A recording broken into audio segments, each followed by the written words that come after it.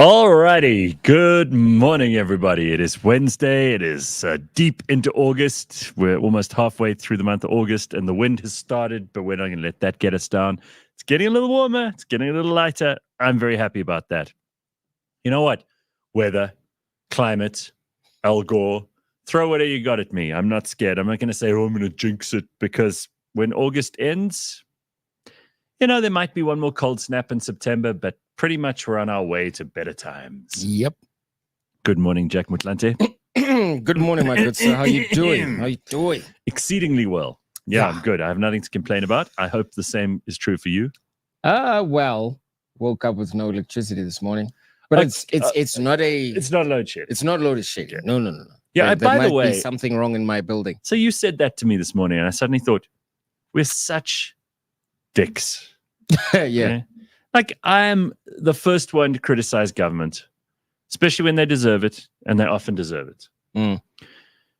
Why is nobody talking about how Mteto Nyati and the people at Eskom are doing a good job right now? Right. Why is it that when you are well, you don't go down on bended knee and go, thank you, God, or the universe, or my nutrition plan, or my multivitamins, that I'm doing well?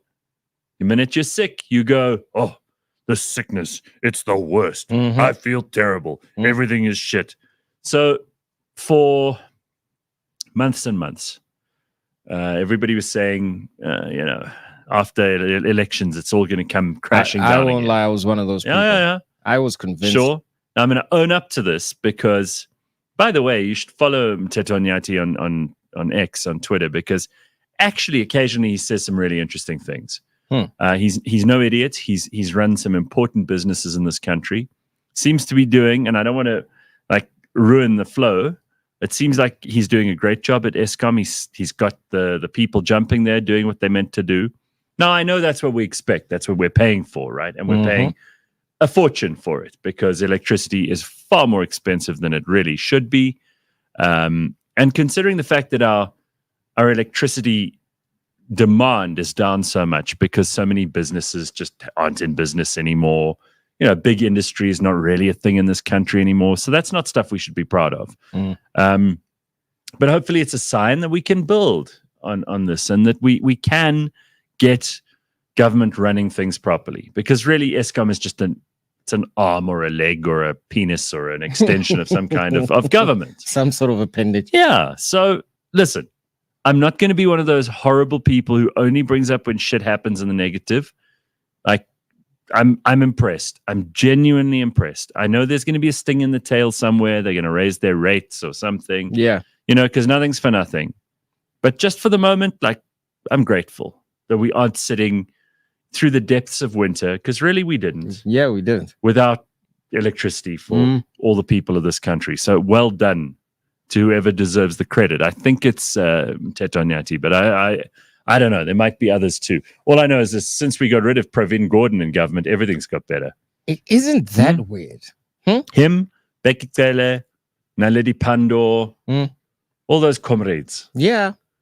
Communist comrades. By the Once way, we got rid of them, look, everything started working. Just saying, hey? Yeah. Surprising. Have you been following Nosiviwe's story? No, tell me. No, I haven't been following. I'm genuinely asking. No, I mean, see if anyone's been keeping up. Such an interesting thing to consider, the stories that we don't care about that were all the rage just a while ago, right? Yeah. So I did see that the mayor of Johannesburg is gone. Gwams. Guam, you call him Gwams. We call him the Nyope mayor here, Gwamanda. He resigned. Well, I mean, he was kind of pushed out because everybody except his party leader, the leader of Al Jamaa, who I don't know what his name is, but that guy was like, no, he's got to continue his very important work.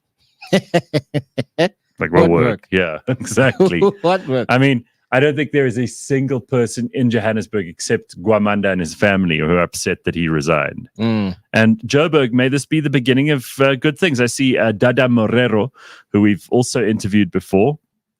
He's the ANC guy. He's been touted as likely to be the new mayor after Gwamanda finally bowed to civil society and political pressure. Don't say that you don't have power, right? tendered his resignation to the Speaker. Margaret Arnold's on Tuesday morning, Gwamanda's rise to power in January 2023 came as a compromise by the EFF and ANC coalition, aiming to take control of the province. So here, what do we learn from this? When the ANC and the EFF make a deal together, it's bound to lead to drug addicts being mayors. Okay. However, the relationship between the two parties deteriorated, leading to critical failures in decision-making and governance. You don't say. So we're going to see what happens. Our mayoral candidate who was elected mayor was our regional person, Dada Morero, said the ANC's Sasabona Maganye. And unfortunately, his election was challenged in court. We lost that case. When we came back in January, the conditions are different. So they're putting that guy out to pasture. Gwams. Gwams. What a fucking disaster. I mean, I can honestly tell you, like when history is written about the period of what happened in 2024, all the amazing and seismic changes that have occurred in this country in this year, his name will not be mentioned at all. And if it is mentioned, it certainly won't be in the positive column. Yeah, it'll be a footnote. I mean, what a fuck up for his kids, if he has any, I don't know, for his family, for his friends. Oy. You think, I mean, people they'll pretend they don't know him. And who on God's green earth is going to give that guy a job? And when you think about government of recent years, you wouldn't have to do much to shine. No, you would have the bare minminimum. Like, just do your job. Just pitch up at work. Yeah, and you would already be doing a better job than most of the mayors. I mean, you remember when we had who was the DA mayor that they had for a little while? You see, they come and go so quickly in this town. Nobody knows. Like Joburg's had what, 6 or 7 mayors? The woman who challenged Steenhuisen to the leadership of the DA at one point as well. Oh, come on. We had her on the show a couple of times. Shows you like things just, we move past it very quickly. Anyway, I mean, she was in office for like, I don't know, 2-3 months. And then she just wasn't anymore. So the standards are low. Very. You know, the ANC mayors, who even remembers who before Herman Mashaba was in charge? I don't. I certainly don't. No. Nobody does. Maybe Panyaza? Could have been. I don't know. But you see, I mean, nobody knows. But if Gwams is ever remembered, which he probably won't be, we won't remember his name. We'll refer to him as the Nyaupe mayor one of these days. That's how most people remember. It won't be good. That's all I'm saying. And then, you think about worldwide situations. You think about the Ukraine-Russia war. I mean, when last did you get an update on what's happening in Ukraine and Russia? That war did 2 things so far. Has done, continues to do. Number one, it stopped COVID. When war broke out over there, all of a sudden COVID stopped. Like out of nowhere. In other words, it was useful for the news cycle. Yeah. So here's the question I have. Unless you're one of these turbo nerds who's actually following this stuff on, websites and Russian news and Ukrainian news collators, editors, machines that gather the news from all kinds of different sources for you, social media. Unless you're doing that, you don't have an update for me on Russia, Ukraine, right? I certainly don't. Right. So just like ESCOM was the biggest story in the country for how many years? Now it's not even something we're thinking about. Ukraine, Russia, not even something we're thinking about. Israel, Iran, probably the worst levels of bad relations between those countries in a couple of decades. Nobody's talking about that. Nope. It's amazing how come nobody's talking about the fact that the president of the United States was sleeping on a beach, fast asleep. Do do do do do do do do do. Joe Biden, really completely oblivious to everything that's happening around him, on a beach chair, like fucking Weekend at Bernie's or whatever it is. Yeah, well, at least he's still alive, barely. Well, but still alive.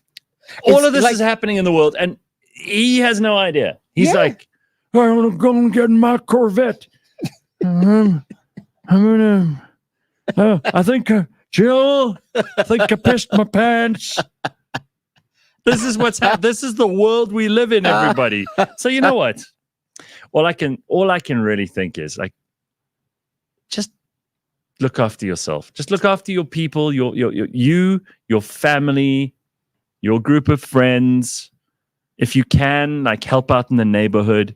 Yeah. We had a neighborhood meeting about some development that's going up nearby that everybody's really pissed off about. It's going to be like 5 stories and just shit. And I went to the meeting. I was like, I suppose I have to go to this thing. Yeah. You are a part of the community, aren't you? The community. The actual community. I am in the community. The actual community. These are the things that we must fill our day with. I mean, I don't know what else I'm going to do since the Olympics ended. I'm like, I suppose I have to go to meetings of their community. Mm-hmm. You remember. So no matter what they tell you is important, it probably isn't. Yeah, it isn't. Look, it's kind of cool that Kwamanda's gone because anything's better. You know, it's like, when the ANC got under 50%, anything's better. That's just true. Yep. And honestly, like, there are little green shoots like Gayton McKenzie and a couple of others, but it is already, doesn't it feel better? Feels lighter. It feels so right? much better. It feels so much better. And also, I don't consume the news so much. And my life has much improved. I mean, I feel like the news is where people go to get depressed. If you're looking to piss yourself off, I would suggest, open News 24 and see what happens. I see it with my own father. The only place that I really see the TV is when I go to my parents' house. I'll go there for dinner every couple of weeks, whenever. And I'll pop in, and it's always nice to see them. And I'm lucky that my parents are still healthy and they're around, and I get to see them. Right? I like spending time with them. Yeah. My dad's favorite thing is to shout at the TV. And I said to him, why do you watch this if you just shout and like get your blood pressure up? What's the plus here for you? The fucking government, this and that, and don't these Americans, and I'm like, it's fun. Like, I imagine there's not too much your dad gets up to on a daily basis. That might just be his quote unquote extreme sport for the day. Well, maybe. I mean, maybe it's just because he needs someone to rail against. Yeah. It's like men do need a place to put their frustration every now and you again. You need an enemy. Yeah. So let it be the TV. Let it be the TV. Yeah. Our parents love the news, says lovely lady Lee. Yeah, they you're do. Spot on. They do. My mom doesn't miss a single bulletin. It's like, hey. They think that they have to, otherwise they're gonna, something terrible is gonna happen. They're not gonna miss know. Out on something. You know, it's a funny thing. Like, that generation are so concerned about not knowing something. And it turns out that most of the stuff they knew was bullshit anyway. Yeah. And some of them have realized it, some of them haven't, because they're still watching the news, and they need to know stuff. They think, being informed is key. Meanwhile, I mean, you don't have to know a damn thing these days. You can go into Chat GPT and type up, like, make me sound intelligent by writing a 50-paragraph essay about the current state of affairs in Tajikistan. And ChatGPT will come out with this thing. And our parents' generation will go, "Sure, you're so clever. This is amazing. How did you know that?" Because they haven't worked out that the machines can do a lot of the work for us now. The thing is, though, I think there's that word again, community. There was a communal aspect to how the news was discussed back in the day. Like, my dad would buy the newspaper every single morning, read it at some point. I imagine at lunch. Yeah. His colleagues and he would like just sit around and have a discussion about those kind of things. So can you imagine now that the world is what it is, you've removed that? Yeah. Now what do they talk about? They shout at the TV when they're on their own. Congo Chris says, your dad sounds a lot like my kind of guy. Shouting at the TV is cathartic. Yeah, maybe that's it. Maybe that's what it is. It just gives them a good feeling. Yeah, I think that's what it is. I am, as I said, still coming down from the Olympics because there were so many just brilliant people. You mentioned before we started the show, that lady from St. Lucia. Yeah. Who won the 100 meters. Arnold, is that his surname? Yes, it is. Arnold. Julian Alfred. Alfred, sorry. Yeah. Arnold. Julia Alfred. Thank you. Yeah, I knew it was by the an way, A. it's producer James. Let's give credit where it's due. He knows what he's talking about there. I Thank you. suspect it's that hiding he got on Monday. Anyway, Julia Alfred. Very, very cool. I mean, I said to Jack, I'm like, I don't know if I could point to St. Lucia on a map. I assume it's in the Caribbean somewhere. Man, let me Google it. I think it's in the Caribbean. But imagine, like, I know Botswana's been making a big fuss of their athletes. They just got back and they were paraded around the biggest stadium in Botswana, which is like, the size of like a small village stadium in South Africa. But still, in Botswana, it's a big deal. Packed full of people, all very, very proud of people like Tabulisile, Letsile, who just did an amazing job in the 200. And good that those countries can celebrate. I hope we are too. I saw Tatiana Smith arrived back yesterday. Some of our other athletes have been coming back too. That's good. We must make a fuss of these people. I saw Gayton was at the airport to welcome them. That's good. It is good. Right? It really is. But I think the next edition of the Olympics, we need to hit double digits in terms of the medals we bring back. 5 is okay. I mean, I was listening to Ben and he explained that we are in a better position than we were the last time. So I think we can aim to be a little bit higher. Yeah, but what sports, you see? Because we're not good at the sports that we should be good at. I mean, swimming seems to be. But you see, again, individual sport, how much does their community, how much do we give to swimmers? 0. Yeah, we don't. So we don't support the swimmers. So that's all them. I saw that woman who won the javelin, it came second. She got the silver medal in the javelin. John A. something or another. Van Dijk. So she had to pay for herself to get there. That's kind of disgusting. Yeah, it is. Right? And to think Mama Joy's program just recently got stopped. And I imagine that is athletes having to fund themselves is a normal occurrence, which is awful. I'll tell you what, I don't think it's any ordinary taxpayer's job to pay for this. But since we have a Ministry of Sport and Arts and Culture, that's really all they're there to do. Really? Really. I mean, like, I don't care about the rest. You're there to look after the museums. You're there to pay for the athletes to go to the Olympics. That kind of thing is if you're going to have a ministry of that stuff, otherwise just get rid of that ministry, right? But I mean, something has to, like, there has to be some sort of a ministry that will take care of those kind of things. And I don't think it makes sense to have all of them lumped together like that. Sports, arts, and culture. You're saying we need 3 ministers instead of one? No. You can have arts and culture under one, but have sports stand on its own. Really? So we need 2 ministers instead of just one in that. So more ministers. Well, there are other portfolios that we can do without, but you know what I mean. What does the minister in the presidency actually do? I've never understood. They're in the presidency. It's like me being in the office of this person. See, we don't need that. It's like a PA, I suppose. We don't need that. Get rid of that. No, we don't need that. You're right.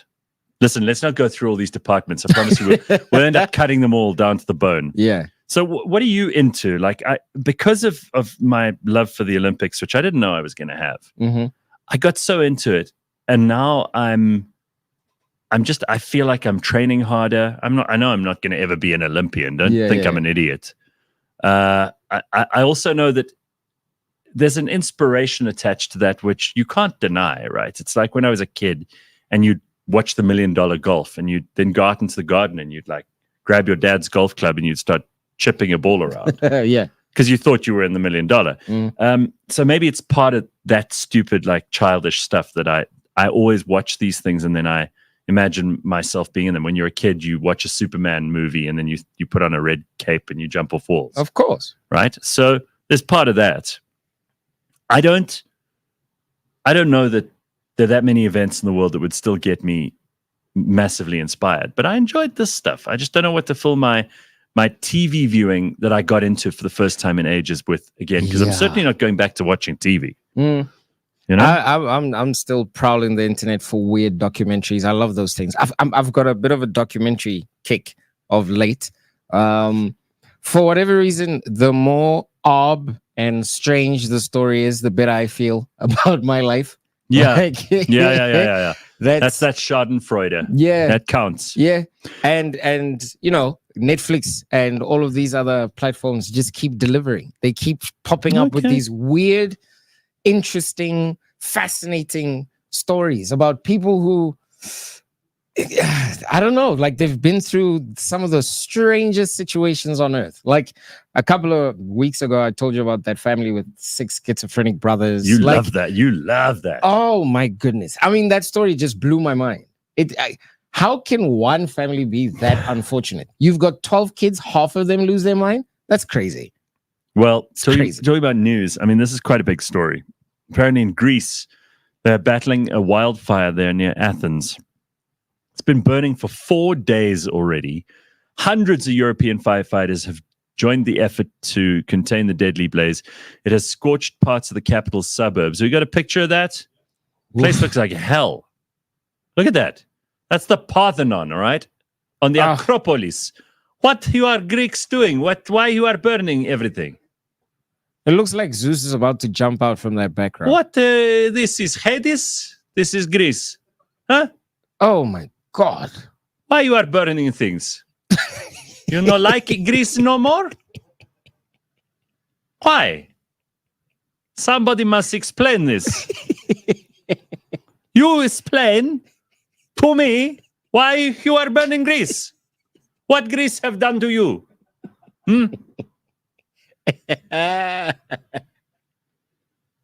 Really? That's so unfortunate. Actually. Khamuri. Why you are doing this? All right, anyway. So it's horrible. I mean, that's a scary picture because thousands of people had to flee their homes. Oh, man. One person's already died, and many have been treated for injuries. International support from European countries, including France, Italy, the Czech Republic, Romania, Serbia, and Turkey. You know, the Greeks, they don't like the Turks, really. Sihameni Turkey. But they help us, so maybe we'll be nice. Who knows? You save me from blaze fire? I maybe not be so rude about the Turk. So we've got coming up, speaking of Turkey and Greece and all these things, we're going to go traveling this morning with a window seat brought to you by travel.co.za. And later on, I'm thrilled, and I bet you are too. Yeah. Timothy Maurice will be coming to spend some time with us. Of course, he's an author and a speaker. He specializes and applies neuroscience. Neurosurgery. And, well, he might do that too. Listen, he's smart enough. Yeah. He applies neuroscience and behavioral psychology to his work. He hosts the Brain and Brand show on the Podcast Party, and he joins this show this week to talk about all kinds of controversial stuff. So we'll get into that. I had a long DM conversation with Timothy Maurice about his family who've worked in the Secret Service. One branch of his family's worked in the Secret Service, and he has some interesting observations about DEI, diversity, equity, and inclusion, what we used to call affirmative action, and where it works and where it doesn't. So we'll get into all of that stuff with Timothy Maurice later on. It's going to be very exciting. Yeah. I see that you have a couple of things that you want to talk about. Is there and I didn't even know this was a thing, but do we have a sex offender register in this country? So apparently, I know they have it in America. No, we do. Okay. You can actually find it on the website for correctional services. And really, so we can look up and check who we know that might be on the sex register. Now, that's where the glitch shows up. So I came across a petition last night on X. Yes. And the petition says we need to make the sex offenders list public. So there is a list, but it's only open to private and public businesses who are doing background checks on the people that they can hire. So how come a business can check that out for employing someone, but you can't check that out for someone like who's a romantic partner? Exactly. Like let's say you're a mom and you've got a daughter who's 14. Yeah. And you want to check whether or not the very nice guy that you met on Tinder turns out to be a very nice guy or not. Yeah. Or you bumped into him at Katie's Palace on a Sunday, which is where a lot of divorcees, let's face it, that's where they go. Now, you want to check. You have to. And I think it's perfectly reasonable for that woman that I just made up to go on a a register like this and check whether or not the guy that she's about to go on a date with, or maybe even invite back to her house for a coffee, is a sex offender. That's way more important than someone employing a sex offender. Yep. Now, the website says, let me read it to you.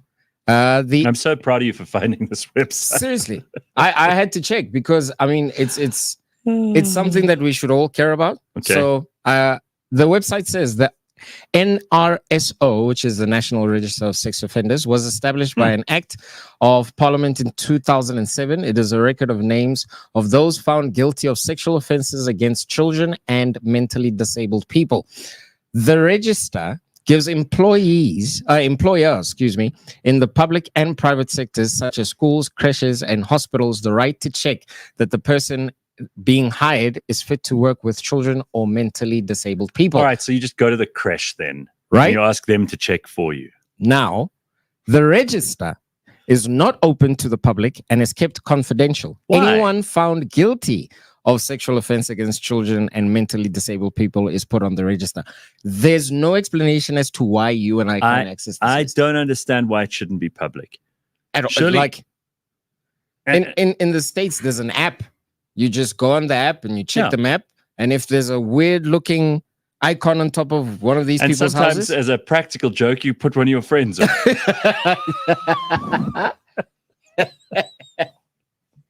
And every time you walk past the house, you get a notification.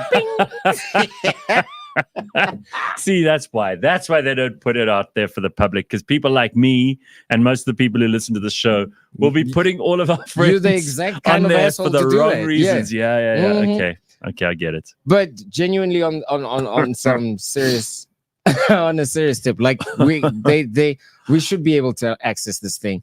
I mean, the list shouldn't just be for business owners and all of that kind of stuff. Like, I mean, it's madness. I need to know if there's disgusting people walking around my neighborhood. Yeah, look, especially if you're a parent. Yeah. I mean, I think that's totally reasonable.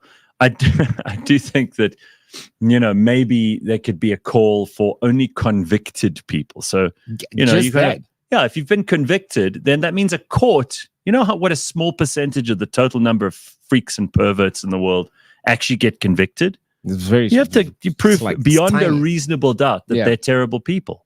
So if they've been convicted, they should be on the list and we should all be able to see. Yeah. No, Sorry. I mean, the website says... Some of that stuff, there's just no excuse for it. And once you've been found guilty of it, we should all know. Yeah.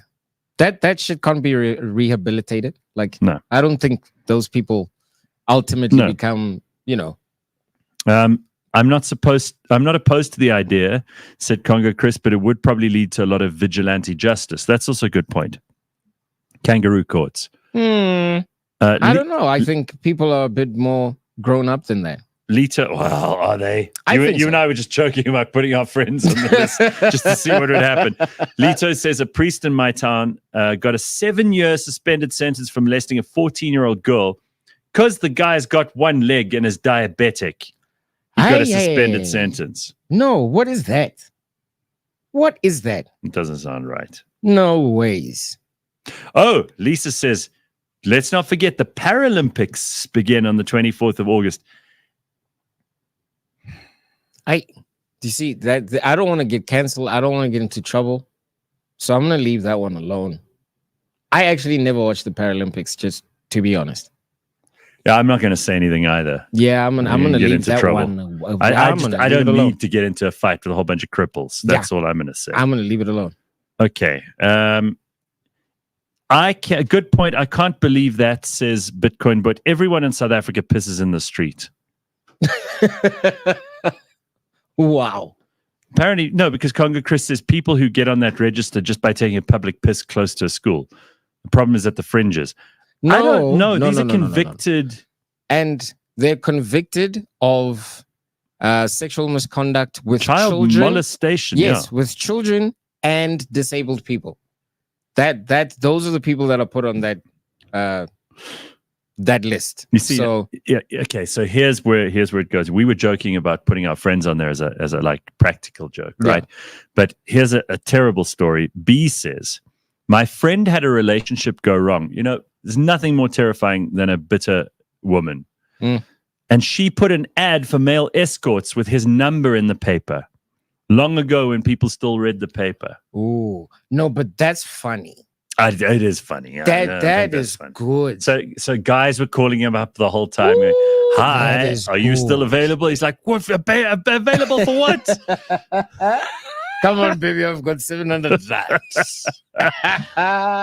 It's like, wait, should I come to you? Do you want me to come? Oh my God, that is hilarious. Oh my God. Oh, my favorite Paralympic event is the midget deadlift. Is that a thing? See, I don't know with our audience whether they're joking or not. You see what I mean, the Paralympics is difficult, man.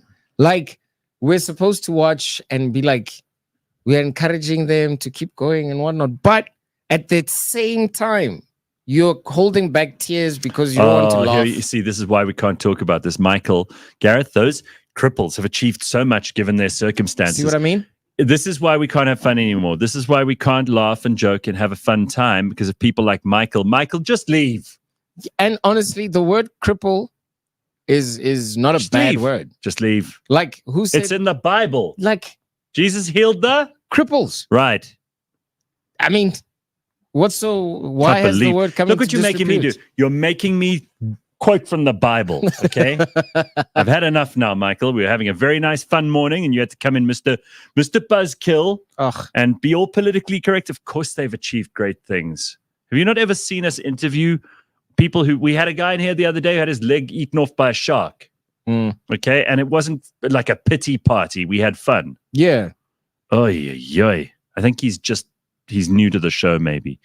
Hang around a little bit before you join in the comments, okay, kid? Take it slow. Don't push yourself too far. Kind of proving my point, Carl says, if someone at the Paralympics gets injured, does a paramedic help them or normal med? I love it.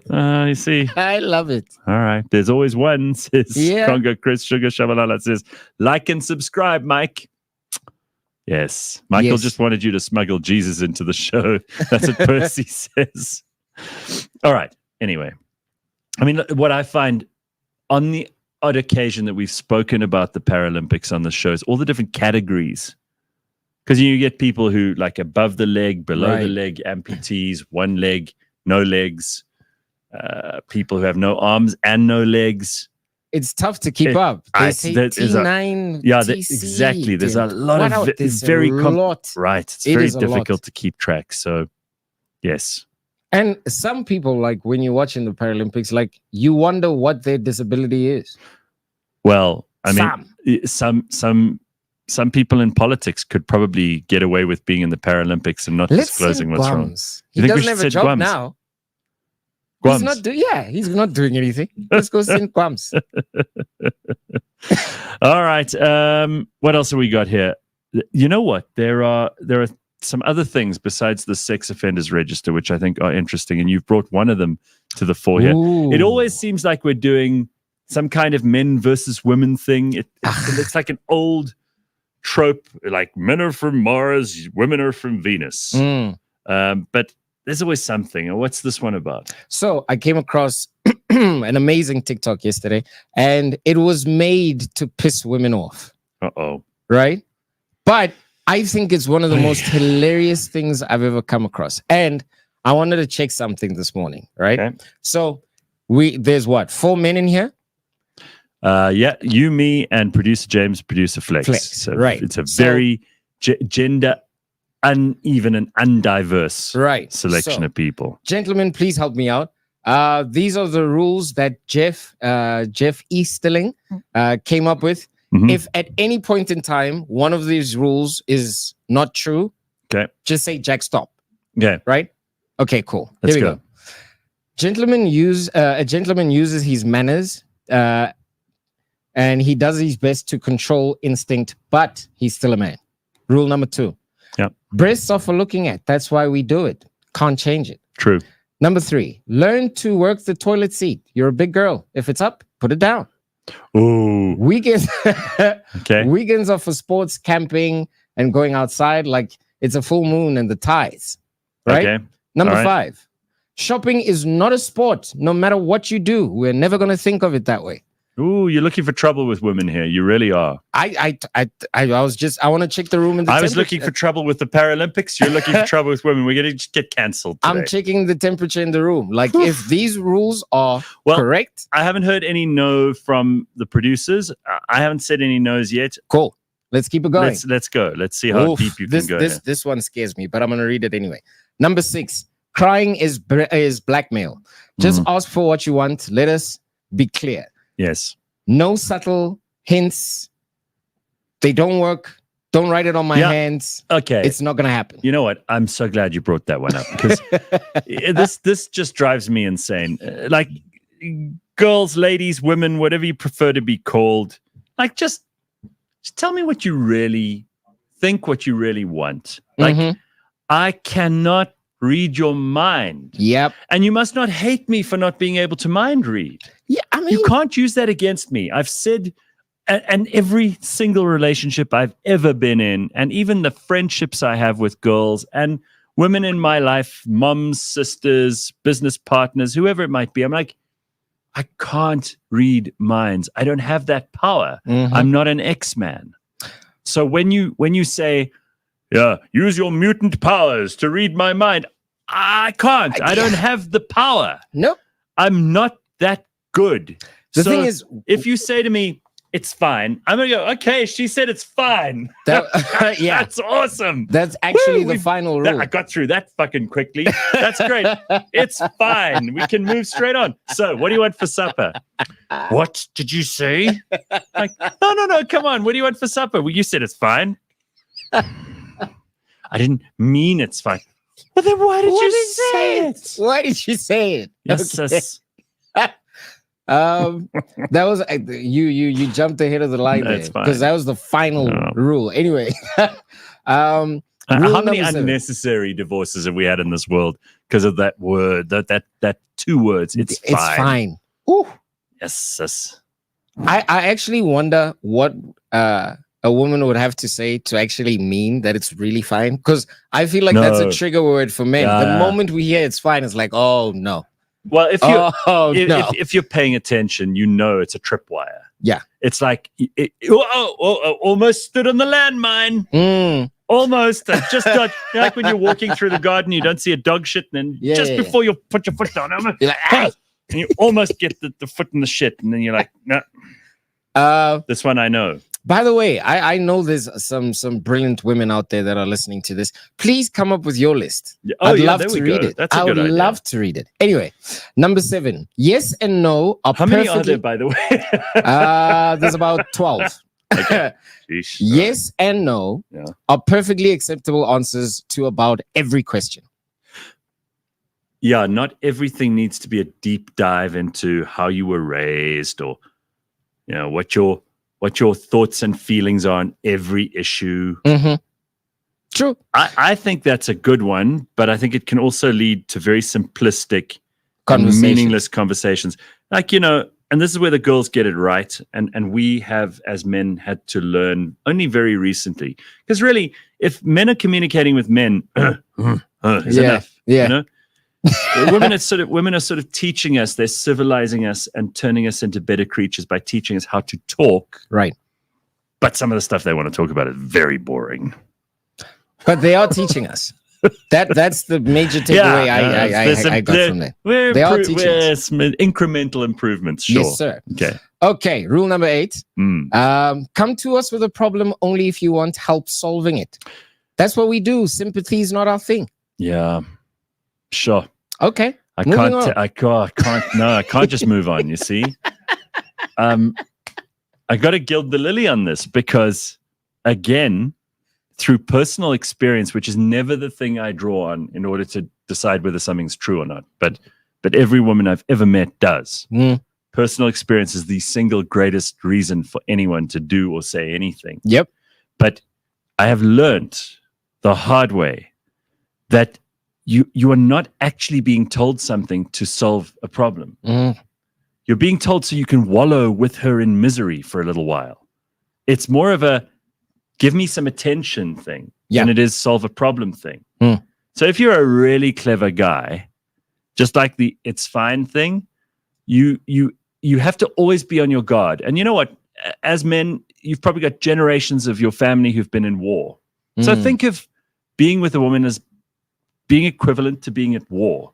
You have to constantly be ready to react to gunfire, to rockets, to RPGs, to grenades, to all of this stuff. You're in a trench. This is the way you got to do it. And when she says it's fine, you duck. And you know you're in shit, right? And when she says, I want to tell you about my horrible day I had at work today. My boss is such an asshole. You just go, put on your helmet, stand to attention, be ready, soldier, because there's shit coming. This is not a time for you to try and solve problems. Stand to attention. Be ready at any moment for incoming fire. That's what you need to do. Now I'm worried about the women you've dated, Gareth. It's not, please. Producers, this is not just me. Comment section, this is not just me. You know what I'm saying is true. Stand to attention. They're looking to trip you up. They're looking to catch you out. They're looking to have you wallow with them in misery and just listen and give them attention. It's a trap. It's not to solve problems. She doesn't really care about that bulb that's been out for the last 6 weeks. That's not it. Yeah. It's not the bulb. It's her feelings. Yes. Oh, my goodness. By the way, ladies, we love you. But well, we wouldn't be talking about you if we didn't care about you. And this is actually for women to understand men, right? This is a list of man rules. This is how you deal with your man. Okay. Whoa. Before you even move on, Hugh makes an excellent point here. Oh, yeah? Exactly right. That is a woman thing. That is why a woman needs her friends, and you as a man need his friends. Mm-hmm. In a relationship, you are not each other's friends. Now, that is interesting because that's a whole other path to walk down. And you could be going to a very dangerous place. Yeah. Janine says, Gareth, as your mom would say, don't be stupid. Well, okay. But Hugh may have a point here. Again, we don't need to go into too much detail, but like sometimes the stuff where you just want someone to listen to you and that, that's where you have the friends. Yeah. I mean, I think you can play. If I'm in your life, I'm going to help you solve problems. I'm going to, what does Chris say here? This is what he wants. He's a real like Cro-Magnon man. He says, I just want beer brought to me at the TV and to have my foie gras cooked in lingerie. Is that too much to ask for? So yeah, okay. So that's what some men want. That's what Carl. What Chris brings to the party is that he'll sit like Al Bundy from Married with Children on the sofa and wait for you to bring him foie gras, and you must walk in lingerie. Is that too much to ask for? Yes, but what do you bring to the party, Congo Chris? Because I don't think you're bringing that much. No, maybe he's the person that brings the bacon. You know what I mean? He's the person who makes the money. I would hope. But geez. Anyway. All right, let's wrap this up. Yeah. Okay. Number 10.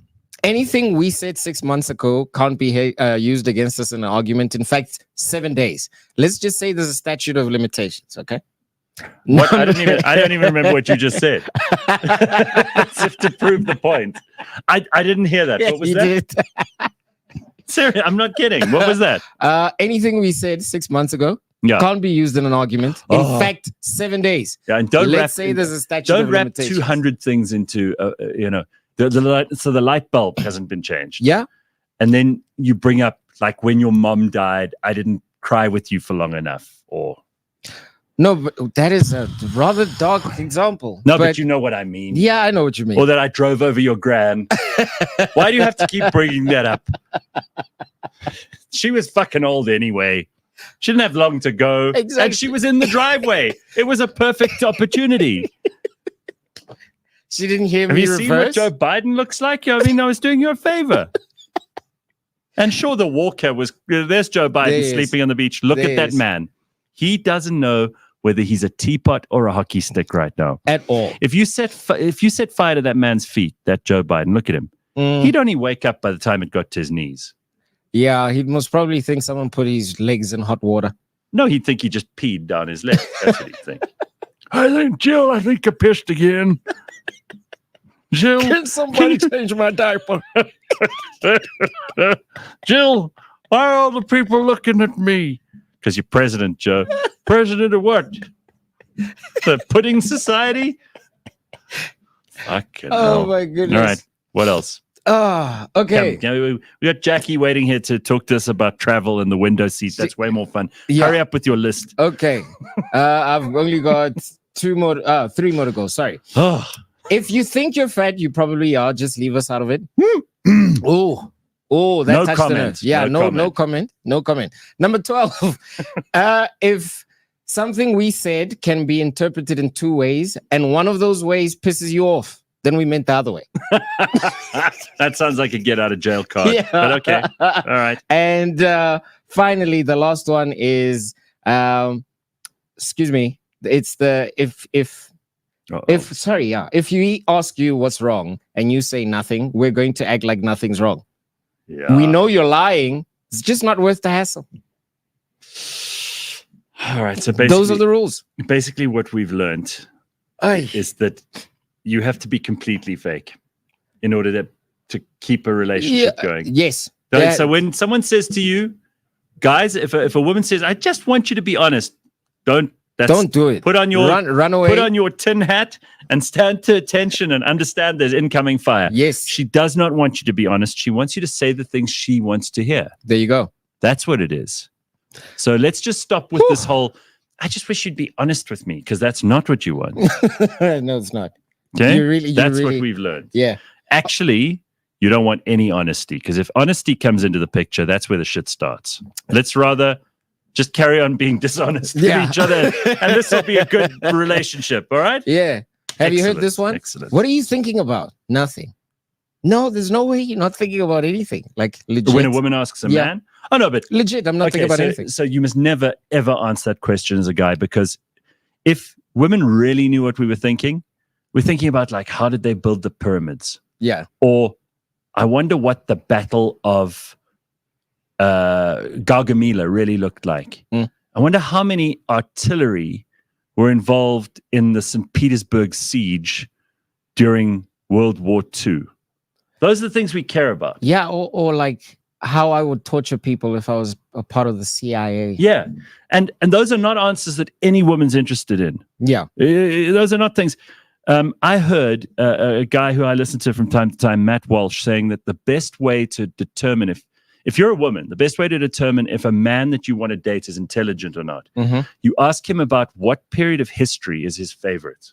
Oh, that's good. Right? Clever move. Is good. Because any remotely intelligent man is going to have a fascination with some period of history. And if they don't, they're probably really stupid. Yeah. Definitely. So that's a great way to like short circuit things. Wow, that's actually good. And won't a guy be impressed if a woman on a date says to him, like, what part of history are you most interested in? He will light up like a Christmas tree. He'll think he's discovered the woman that could change the entire universe. Yeah.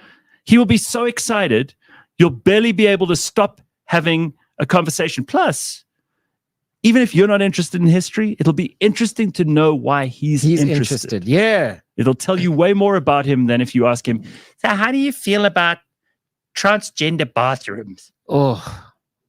Okay, let's move on. We could go down this road all day. Oh my goodness. Let us welcome to the show this morning somebody who I've met once or twice on these amazing trips I've been lucky enough to go along on. And she is an absolute maven in the travel business. She's the managing director of development promotions, preferred partner of travel.co.za and Tourvest Travel Services, who of course bring you what we do here every 2 weeks. Jackie Adamy has been at development promotions for 37 years, but she looks like she's 23, so I don't know if she gets that right. She started as an employee and liked it so much that she now owns the business. How's that, huh? She was sitting there listening to all the shit we were talking about women, and she was just laughing, which proves that she's not bothered by stupid men like us. So, Jackie, nice of you to come walking into the lion's den. How are you? Fine, Gareth. How are you? I've learned so much this morning, actually, in 5 minutes. I know. Okay. I know. Yeah. Listen, I'm so happy to have you here because I know that you guys have got lots of really interesting stuff to tell us about what you do at development promotions. I want you to tell us about cruising on ships, the airline partnerships you have, all this cool stuff. And we'll get to that in a second. But how did you go from employee to owning the business? That's quite cool. That's a hell of a story. Tell us. Brilliant. Yeah. So it is a strange story. I had a gap year after I left school, and my mom phoned me and said, "Right, you're coming home now, and you need to start doing something." And I was like, "Okay, well, I don't know what I'm going to do, but I've traveled, so I may as well go into travel." Sure. And so I did a travel course, ended up in this company called Development Promotions, which has absolutely no travel meaning. Yeah. That sounds like something that they're construction or something. Yes, a lot of people have. Do you sell bolts? No. Do you? So it really was quite weird. Went into the business, and actually it was part of TFC Tours, which was many, many years ago, where they did cruising to nowhere and quite bizarre things. And ironically enough, the company was formed by TFC Tours because they used to import things from the Far East and use Development Promotions' name as a vehicle to transport whatever they transported. Well, first of all, I think it's fascinating that there are people, and it says something for people who are prepared to get into a career and really figure out every aspect of that. Because the one thing that I think a lot of young people who may be listening to us now are going to be mind blown by is the fact that you have worked at this business for 37 years. You're now an owner, so it obviously changes things, and you have been for some time. But 37 years, that's a career that takes a lot of patience. It takes a lot of discipline, and it means that you're in it to win it. Correct. Which is why so many people who expect overnight success don't get it, right? Right. Absolutely. So I think that's worth commenting on. Yeah, it was great. And Gareth, I think the nicest thing is I pretty much went from one department to another department to another department. And when you have been entrenched in every part of the business, you really have a good idea of what you would do or what you wouldn't do, and you just grow with it. And you can tell when other people aren't doing their work, right? They're Absolutely. trying to pull the wool over your eyes, and you're like, no. Once I did that, I know that you're talking nonsense. Absolutely. Exactly. Yeah. So I love this. So it's you and two of your business partners, Robin and Jane. And what do you do now compared to what Development Promotions used to do? I think we've kind of found a niche in what we're good at. Whereas DP many years ago, we dabbled in a lot of different travel products. And that was one thing when I was in the sales side that didn't quite work for people because they actually didn't really know what we did. And so my focus was, let's decide what we're going to do, what are we going to be good at, and focus on that. And that's how the cruising came into being with us. So we decided let's really put a lot of effort into our cruising. No one really did it at the time, bar another company. And that's what we became known for. We concentrated on one part of the business and grew it. Yes, we have other parts, but that was a big part of our business. I think that you get two kinds of people when it comes to a cruise ship. You get people who absolutely love it and think it's the best way to travel, and they will do all the different cruises all over the world, and they will rave about it and say, I got to see 26 countries in 10 days, or I got to unpack my suitcase once and not have to worry about it ever again, and it was the most awesome thing ever, and whoever I was with, we had the best time. And then you will get those people who go, I went on a ship once and it was the most horrible experience of my life and I'll never do it again. Do you think that there's any way to bring that latter crowd into the former crowd? And how come those people that I mentioned at the beginning, how come do some people just get convinced and converted into cruises and they just love it all their lives? Yeah, it's a great question. I do think you get cruise people and you get non-cruise people. I think it's quite a specific part of travel that maybe not everybody loves. But for me, a big part of cruising is if you do not put the person on the right cruise, they're never going to cruise again. That for me is really a big seller. You really have to identify what somebody likes. And when you put them on the right cruise, because today there's so many different types of cruises. Yeah. Adults only cruises, small ships, big ships, depending where they want to go, what is the facilities on the ships, it really is quite a... So if you wouldn't want to put Jack on a cruise with a bunch of retired Americans Correct. from Miami who are all... Kill me now. It's exactly. But, exactly he might really like the adults-only cruise. See? Exactly. With a age restriction at the top. Or that one where you pay, all your drinks are included. Absolutely. Mm. I mean, if you had to look at Jack, would you go on a Holland, which is a great cruise? It's long versus Virgin voyages. Virgin screams sexy. Yeah. Screams adults. The problem is I'll be afraid that the cruise might not go all the way. You know, virgins.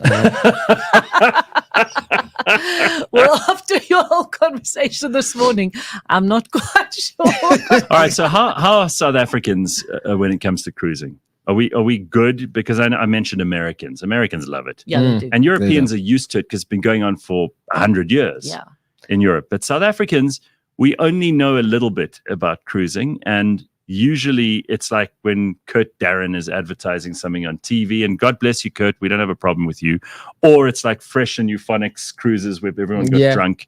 But there are really smart, amazing, and high quality, high level kind of 6-star cruise options available too. Do South Africans know about those? Yeah, I think the cruise business has grown substantially. If I have a look at our bookings, and particularly after COVID, which is quite bizarre. I know, because the cruise industry took a major knock. 100%, 100%. And particularly our luxury cruising has grown unbelievably. Okay. So people are happy to spend money, and a lot of the time they're spending money on cabins that are outside balcony cabins as opposed to inside cabins. So what they're wanting is a lot more luxury than what they've wanted before. But I also think families are starting to identify with cruising. Oh, nice. Okay, so what are the popular cruise destinations or ships for South Africans? So I still would say the Med is always been our most popular from South Africa. Sure. And I think it's just because you get there quickly. It's easy to get there. People are familiar with it. And you can see so many places in such a short amount of time. Yeah. And, we do say you unpack once. Well, you do. It is stress-free. If you've got kids, it's stress-free. You're there. You arrive. You go and see what you need to see. Get back on the ship. So much to do. So I think that's become aware in people. And to go on holiday, you do want a stress-free holiday. You don't want to worry about, is your transport there? How much does it cost? So, and I think as well, Gareth, it's the value that you get in a cruise. So I did a rough estimate of an 8-day holiday. Okay. For August, high season. Okay. So we did an 8-day cruise, and I did an 8-day holiday package. It incorporates Rome, it incorporates Greece, it incorporates Croatia. So pretty much the same itinerary. Okay. If I look at the cruise, remember your cruise, you've always got added in benefits. So you can get a premium package included in the price. You can get specialty dining. You can get Wi-Fi, etc. So your entertainment, your accommodation, everything. So we took a whole 8-day versus 8-day land. Our 8-day cruise worked out to about 40,000 Rand per person. And if I looked at the land, it came to about 61,000. That's becoming quite real out there. And I think people are understanding how cost-effective cruise is. Wow. Because you have so much included. I also do think cruising has become understanding. I think it used to always be no one can afford a cruise. People had this perception that cruising was expensive. It's really not.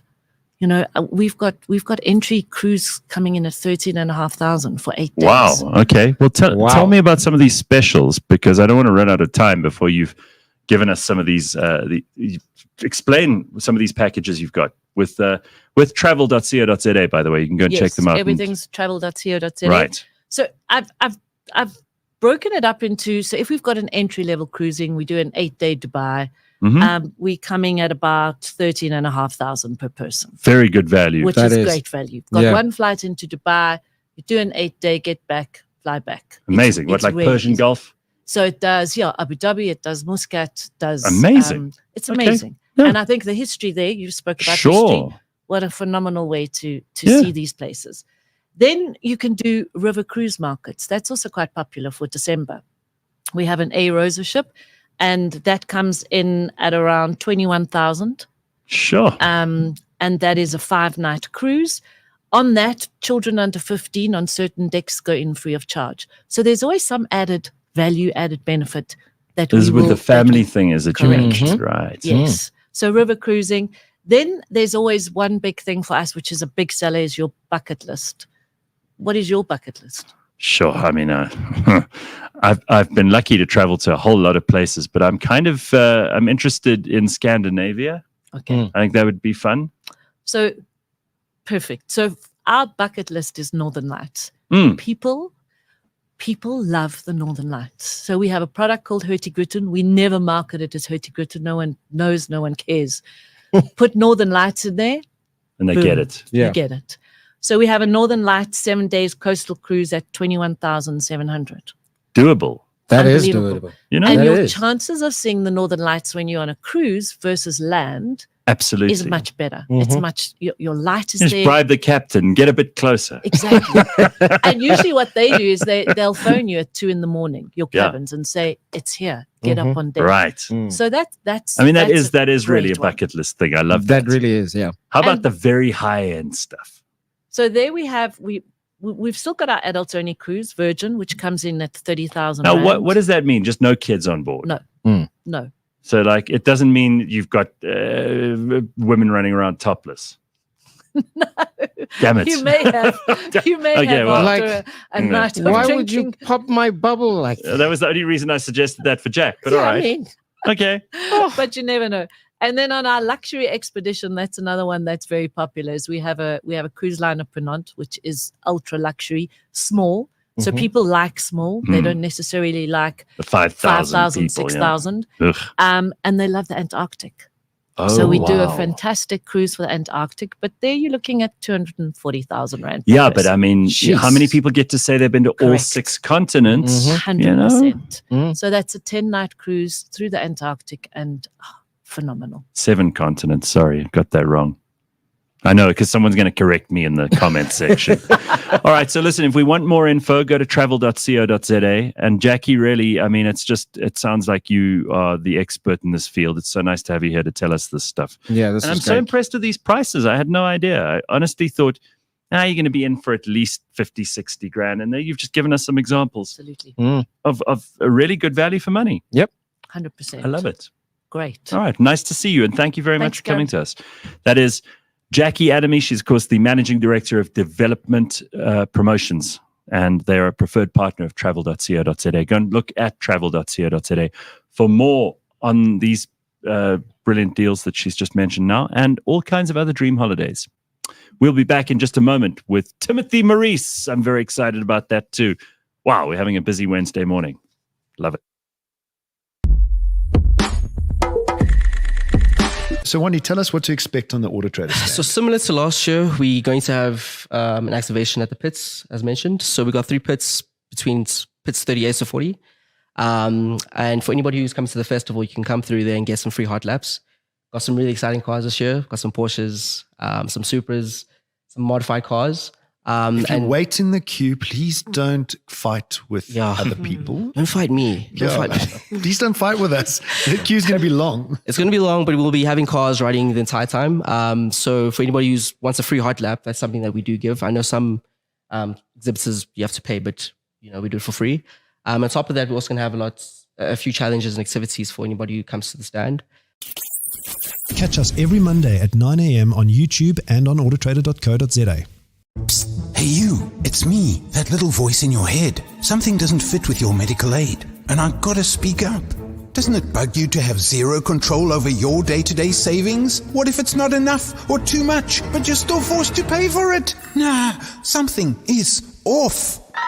Do yourself a favor and check out Fed Health. They let you control your own savings and how you pay for it. Now that's how medical aid should be. Remember, fedhealth.co.za.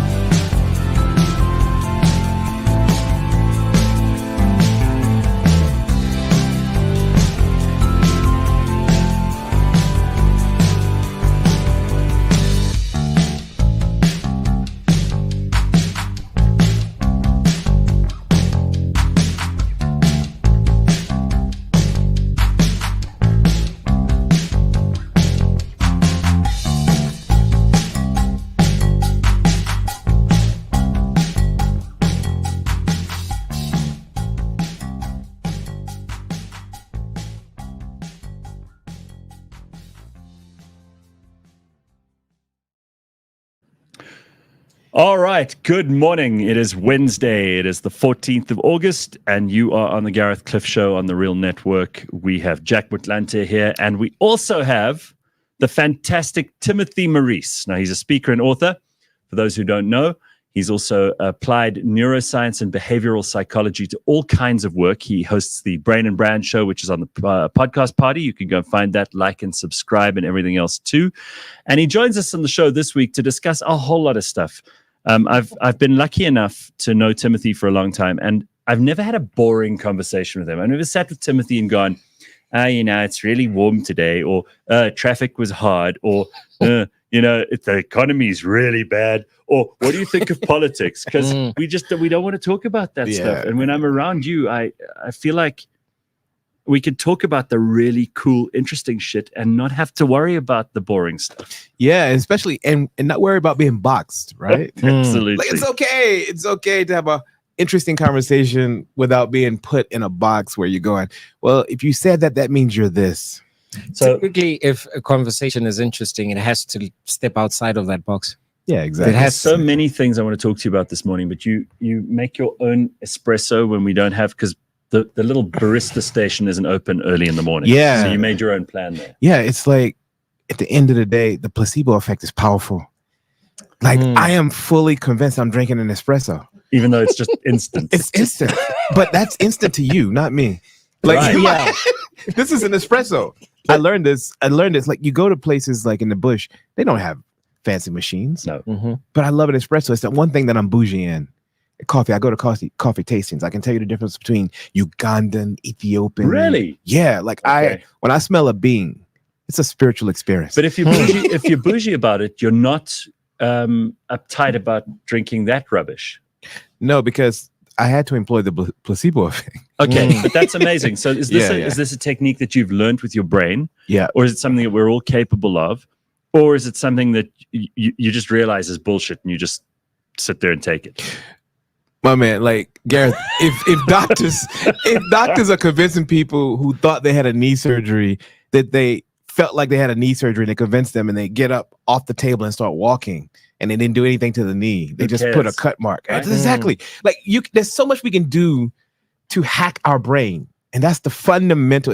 I've been on about this since right before COVID, that you can employ design techniques. I'll give you a good example. If you're trying to lose weight, for example, you guys don't need to lose weight. But if you are listening, you're trying to lose weight, you do what Google does. They design the offices in a way that hack people's brains so they eat healthier. So here's an example. Because we're so lazy and we only want to spend so much energy throughout the day, then you can put the unhealthier stuff higher or lower because our brains will default to what's at eye level on average. Yes, there will be horrible shit days where you go up high, you go down low, but on average, you're gonna. So when I want to drink less alcohol, I just put it up a little bit higher. Really? Yes. And it works. Yes, it works. Does this I'm blown away by it. Like it works on me, and I know what I'm doing. Does this happen in stores where they put the stuff at eye level? That stuff sells faster than Yes, and they put it right at the end of the purchase. All of that. It's all design. It's behavioral psychology, and so I use it on myself. So that's why I have an espresso. All right. I listened to, and I haven't heard a lot of his podcast, to be perfectly honest, and people are going to be horrified by this, but it's the only podcast of Simon Sinek's that I listened to. And someone sent it to me because I had a meeting on Monday, and they said, you've got to hear this. He talked to a woman who's a nose. You know, when you talked about your bougie coffee. Yeah. This woman she has a heightened sense of smell, yes, which I think you can develop, but she was born with this ability. She can smell across the room what kind of cologne you've got on. Yeah. And she designs scents for brands. Nice. Now, it sounds like bullshit, right? But if you think about it. But not to me. No, I mean, this is a big deal. Yeah. So she's designed these scents for, Mercedes-Benz, for Adidas, for Louis Vuitton, for Gucci. You go into a Western hotel anywhere in the world, it smells the same. And she's the woman behind this because she's realized the only part of your brain that is exposed is the nerve that goes into the olfactory system. Sure. Mm-hmm. That's the only part of your brain that's actually exposed to the elements. And it goes directly into the midbrain and gets registered as a feeling and a memory straight away. Yeah. And that's why if you smell a certain perfume, you were in love with a girl, every time you smell that perfume, you'll think of her instantly, right? Yeah. Dude, isn't that amazing? I did a whole podcast about this. Do you know about the smell dating series? No, tell us. Where men wore t-shirts. Well, this was for heterosexual couples. Men wore t-shirts for the full day with no fragrance or cologne. Put the t-shirts on the table. Women came along and smelled one, go, And then they go into the next one. They go into the next one. Whichever smell they connect to, they choose that number and reach out to that person for a date. And study shows that people who choose their partner based on smell have a better chance of survival. And the reason why is because you're smelling chemistry. Your body's producing from your diet, you produce odor, and like pheromones, pheromones and all of this stuff. So the craziest thing is, and I've noticed this as a vegan, I am literally like putting people off recently because people are literally into smell of meat. And they don't realize it. People are no longer inviting me to the braai anymore. People are like, you smell terrible. But you smell like a vegan. Well, the amazing, why would someone invite you to a braai? So this is amazing because whatever. there is a certain smell which every person in the world, there are obviously exceptions to this, but mostly across all cultures, age groups, income levels, whatever. There's one smell that all humans love and that all humans hate. You want to guess what the one is that they love? Probably.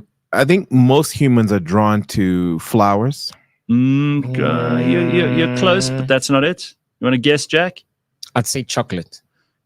Also, if you took somewhere in between, vanilla is the vanilla. Okay, no one's like vanilla. Yeah. Like the reason is that there's a chemical in breast milk.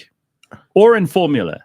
So even if you weren't raised on breast milk, makes you feel like, mom, safety. No matter how old or young you are, you can remember that.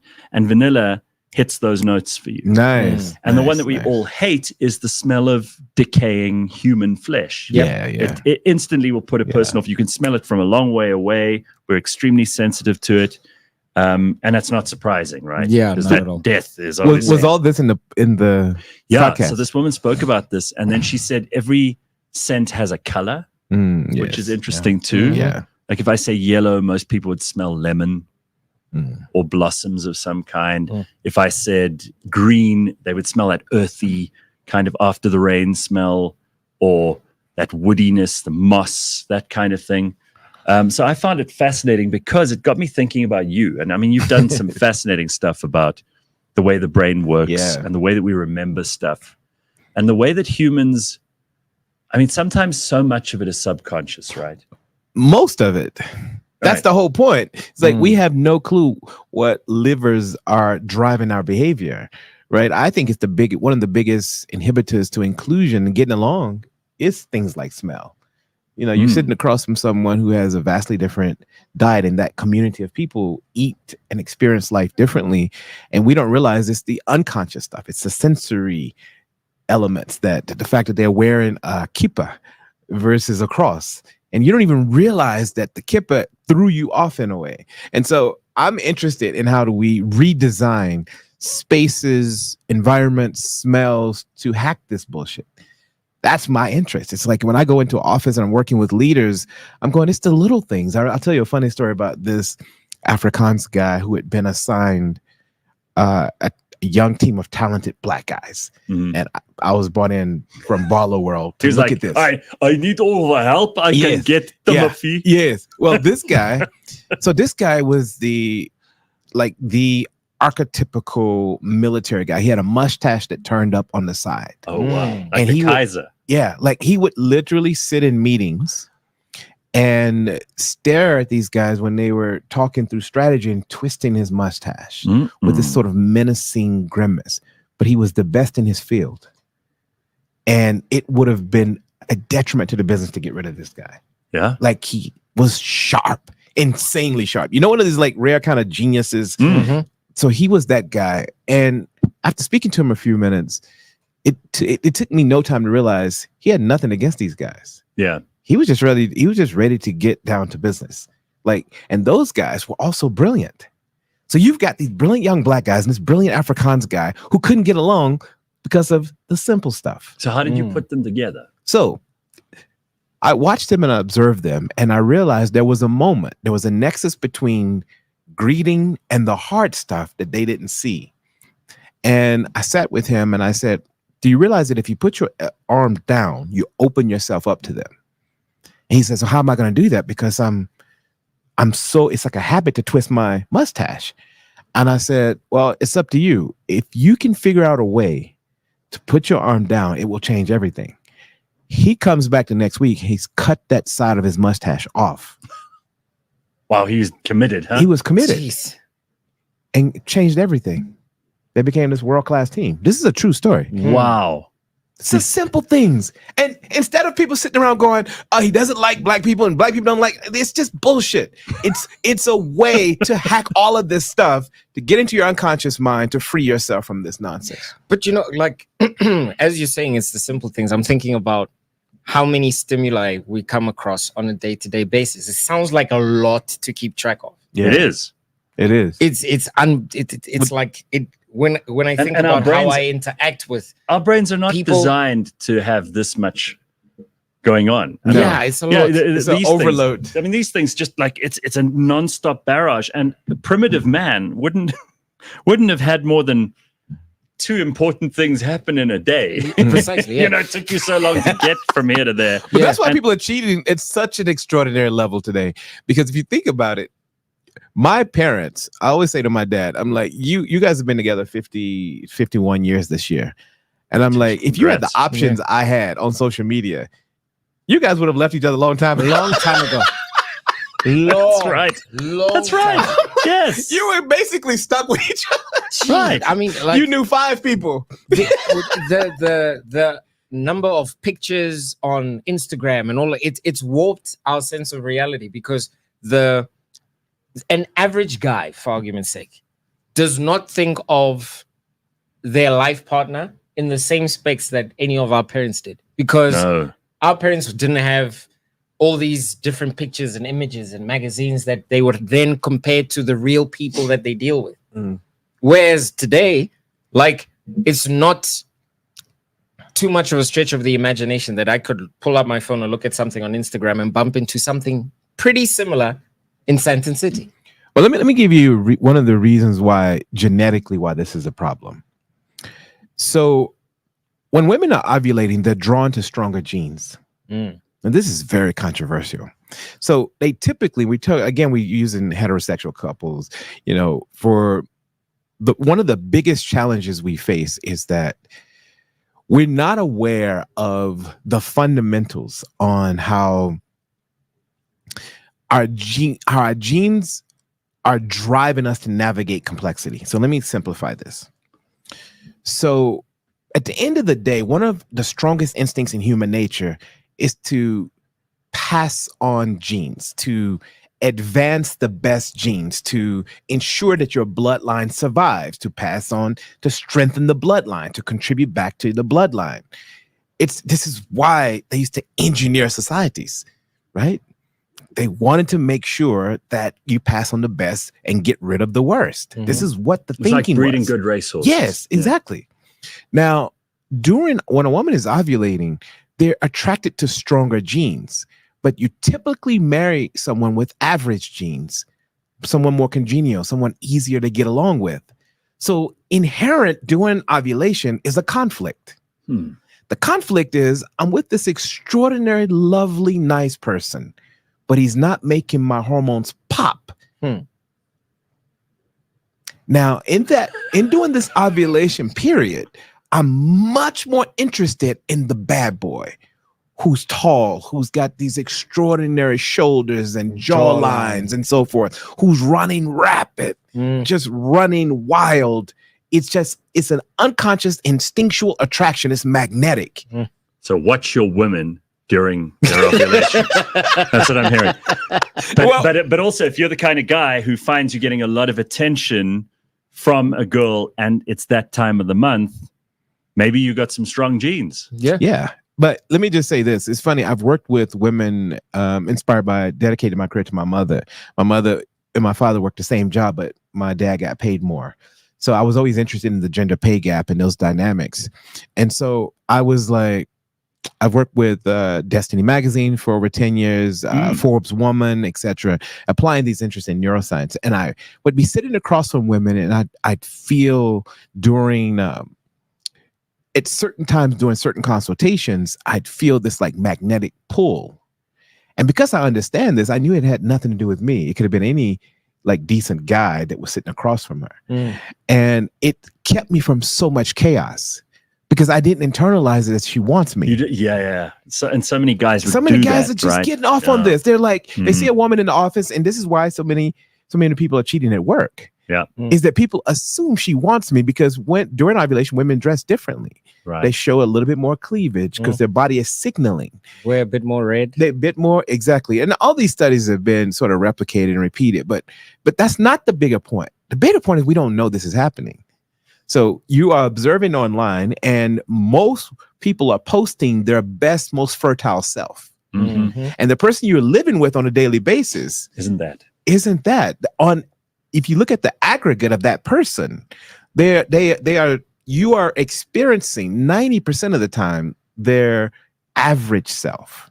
Yes, they come out every so often to an event, but you're experiencing the average self. Because you're experiencing the average self, you're unfairly measuring the person you have an affair with. That person is only presenting you their best, most fertile self. They're calling you during the time of the month where their body is popping. Because one more last thing on this thing of women doing ovulation. Their breasts firm up, their eyes become more symmetrical. This is where makeup comes from. Makeup is an attempt to mimic ovulation. Oh, really? Yeah. So what the whole idea is that the cheeks become rosier, the lips become fuller. So makeup is mimicking that. So push-up bras is mimicking that. The whole idea is that we're trying to pursue, and all of us, men, we're doing the same thing. We're trying to pursue our most fertile self. An always on approach. Yes. And let me just deal with the men for a second. Yes. Why is it a tragedy when we're going bald? Are you going bald? No. You're not going bald? No. Let me see. Prove it. Okay. I'm looking at your hairline a little bit. How many more years do you think you got? Prove it. Let me see. Prove it. How many more years do you think you've got of a strong hairline? Is it in your family, in other words? Yeah. Is receding hairline in your family? No, we've just got really big foreheads. You got really big foreheads. So you're not worried? Not at all. Okay. So most people, we wearing a cap is because we're worried. Oh, we're trying Do you to see signal. what that cap says? Yeah. Okay, cool. We're trying to signal youth. When a man is going bald, it's a tragedy to our signaling power.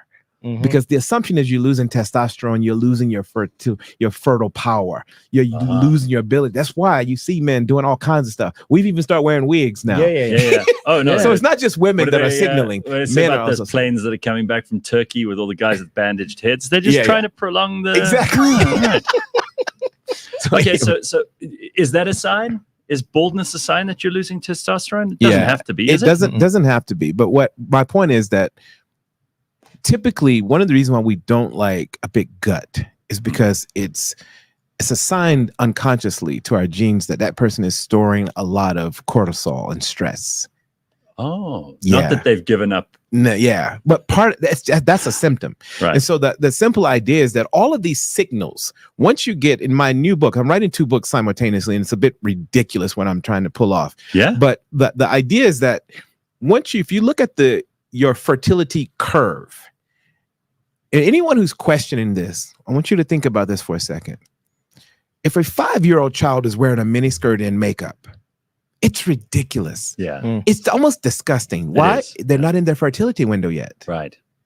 If an 85-year-old person, I don't care how liberated you are, if they walk around with a miniskirt and makeup and cleavage popping, it's just a bit awkward. Yeah. You can. 85. I mean, Jane Fonda, up to a while ago, she could have still done that. She can't do it now. Even J-Lo is starting to look a little bit ridiculous, because the question is, why are you signaling fertility so hard? Yeah. If you're not in your fertility window. Right. Yeah. Barren. So this is very you crazy. This is very controversial, but here's the bigger point.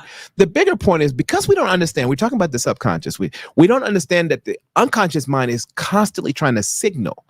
And the people who look the best align their image with what's happening inside of their body.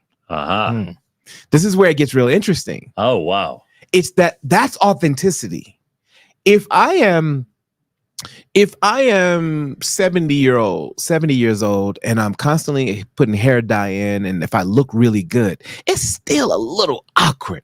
There's nothing like someone who aligns their external expression with what's happening with their hormones and their internal makeup on the inside.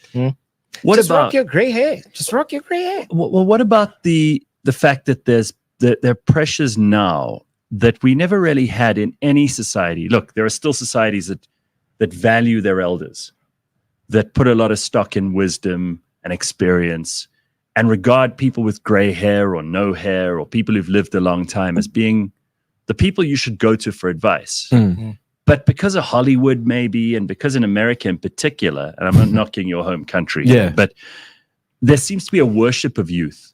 Yeah. To the degree where we would rather listen to the Hawk Tour girl than listen to somebody who's really seen a lot, done a lot, been there, done that, understands the world a whole lot better. We don't value that person. Yeah, youth is a prize because it's vitality. It signals survival. You know, one of my favorite studies was done at the University of Toronto, where they put a ring around the penis and attached it to a computer, and they put like a little egg with a wire and attached it in a woman's vagina, and they flashed images across the screen really, really fast. So you could only pick up the images in your unconscious mind. And the woman did this study, by the way. And whatever the penis became erect to is what you were really drawn to. And whatever there was arousal and wetness in the woman, that's what they were really drawn to. So they gave you a battery of questions prior to the test to say, what are you drawn to? Are you drawn to this in terms of sexuality? Are you drawn to that? The studies were shocking. Why? The highest level of male arousal was between like 17 and 23. Why would that be the case? Isn't that because that was always the age that men started to take wives and get married? And that's the sociological reason. Relations. That's the sociological. But what's the biological reason? The biological reason is that these girls are like extremely fit. Yeah. So the chances of them losing a child is very low. Oh, that's what it is. Yeah, it's mostly biological. The sociological layering on top, that has very little influence on the genes. And the women, what were they interested in? It's funny because this study was really revealing. Women, what they were drawn to had very little correlation to what they said they wanted. We were talking about that just before. Yeah, it was very little correlation because Yeah. women are taught that if you like the bad boy, you're going to be ostracized from society, Mhm. right? If you like a certain type of archetype, you're going to be written off as bad and nasty. Right. So, but the good guys, the soft guys, the gentle, they showed very little arousal to those type of images. Course. That makes Yeah. perfect sense to me. Yeah. Who'd want to date a wimp? Like, Yeah. it's Well, a this bad is what idea. it is. But so this is why the kind of woke mob is coming in conflict with science. And this is why science is being challenged. So I saw for the first time the other day, because I'm not really down with the lingo that Gen Z uses. And I've got friends who've got kids who are like in their teens now. The way they talk, you need a translator. Mm. But there's this thing that guys say, I'm simping for Yeah. this girl. Mm. Yeah. Yeah. And I've never heard this before, so I had to like figure out what this means. These guys are willing to be a simp for this girl because they think that turns the girl on. They think that's the right place for them to be socially. Yep. That's performance. Mhm. That's not true, right? Yeah, it's not sustainable either. And the girl isn't that into a simp. No. In any Not at case, all. Well, you right? may be for signaling purposes. Remember, For what? For other women? yes, for other people in society, there are Alright. communities to go, I'm with someone who's sort of non-binary. I'm with someone. So these signaling pressures have extraordinary influence on our decision making. But the question it becomes, what happens behind the scenes over time? Mm. And are you chasing someone on the side for your deeper primitive kind of instincts? I honestly could talk to you about 100,000 things now, but I do want to go back to something you and I got into a DM conversation about on WhatsApp, because really, I mean, I'm lucky that I know Timothy and I can tap into his unbelievable knowledge and experience of all of the stuff that he's just revealed a tiny piece of today. But we were talking about signaling essentially. And, you know, there's a lot of political signaling going on in the world at the moment. I mean, it's telling that, you know, Kamala Harris won't do a single interview at the moment. And she's gone from being an embarrassment to the administration, where they were just kind of shuffling her off to the border and then kind of hiding her in her office, and she was playing solitaire and stuff. Now she's the unbelievable woman who's on the cover of Time magazine, and it says her moment, and everyone's rallying behind her, and the media falling into lockstep behind her and everything too. And one of the big things that has come out of this is people are saying, who don't like Kamala, they're saying, oh, she's just a DEI hire, right? Mhm. And in some ways, she's never won an election. She's never even stood for a major election. She doesn't have any credentials to speak of. There are no great achievements in her political career. Joe Biden even said when he selected her, I need a woman of color, which is so patronizing that for people who are not on the left, this sounds like a DEI hire. And for people who are on the left, now you can't say she's a DEI hire because that's insulting. So you're wrong on both sides. What do we make of this? Because that's a kind of signaling too. People are signaling to their tribe. Yeah. If we were to line up all of our presidents throughout history, we've had some that are not so bright. And partially it's because you want people in position who are more symbolic. It's not necessarily about their ability to execute, because they're not a CEO. You have checks and balances. There's actually not much you can do as an individual. And people miss this. It's all symbolic. Kamala Harris, if she were to sit down with you, you'd probably be blown away. Kamala comes from extraordinary stock. Her father is an economist, a hailed economist from, I think, Stanford. She doesn't come from weak stock. What you get is sound bites and goofy laughing and all that sort of stuff. But she's not I'd say if you put her in a room against prime George Bush, you'd probably have a better conversation with her. So my point is that what she is a symbol for the overcorrection that's happening. So the overcorrection that's happening around the world, throughout Europe, throughout America, is that there was an exporting, and there's an extraordinary implication to this. There was an exporting of culture, or exporting of what we call soft power around the world through colonialism and other ventures where people wanted to share their worth and their value to the rest of the world. And now the world is correcting for it. If you are going to share your language and your cultural values with some piece of the world, what makes you think they're not going to come back to you with that piece of it? Well, just to be drawn to it, if nothing else. Okay.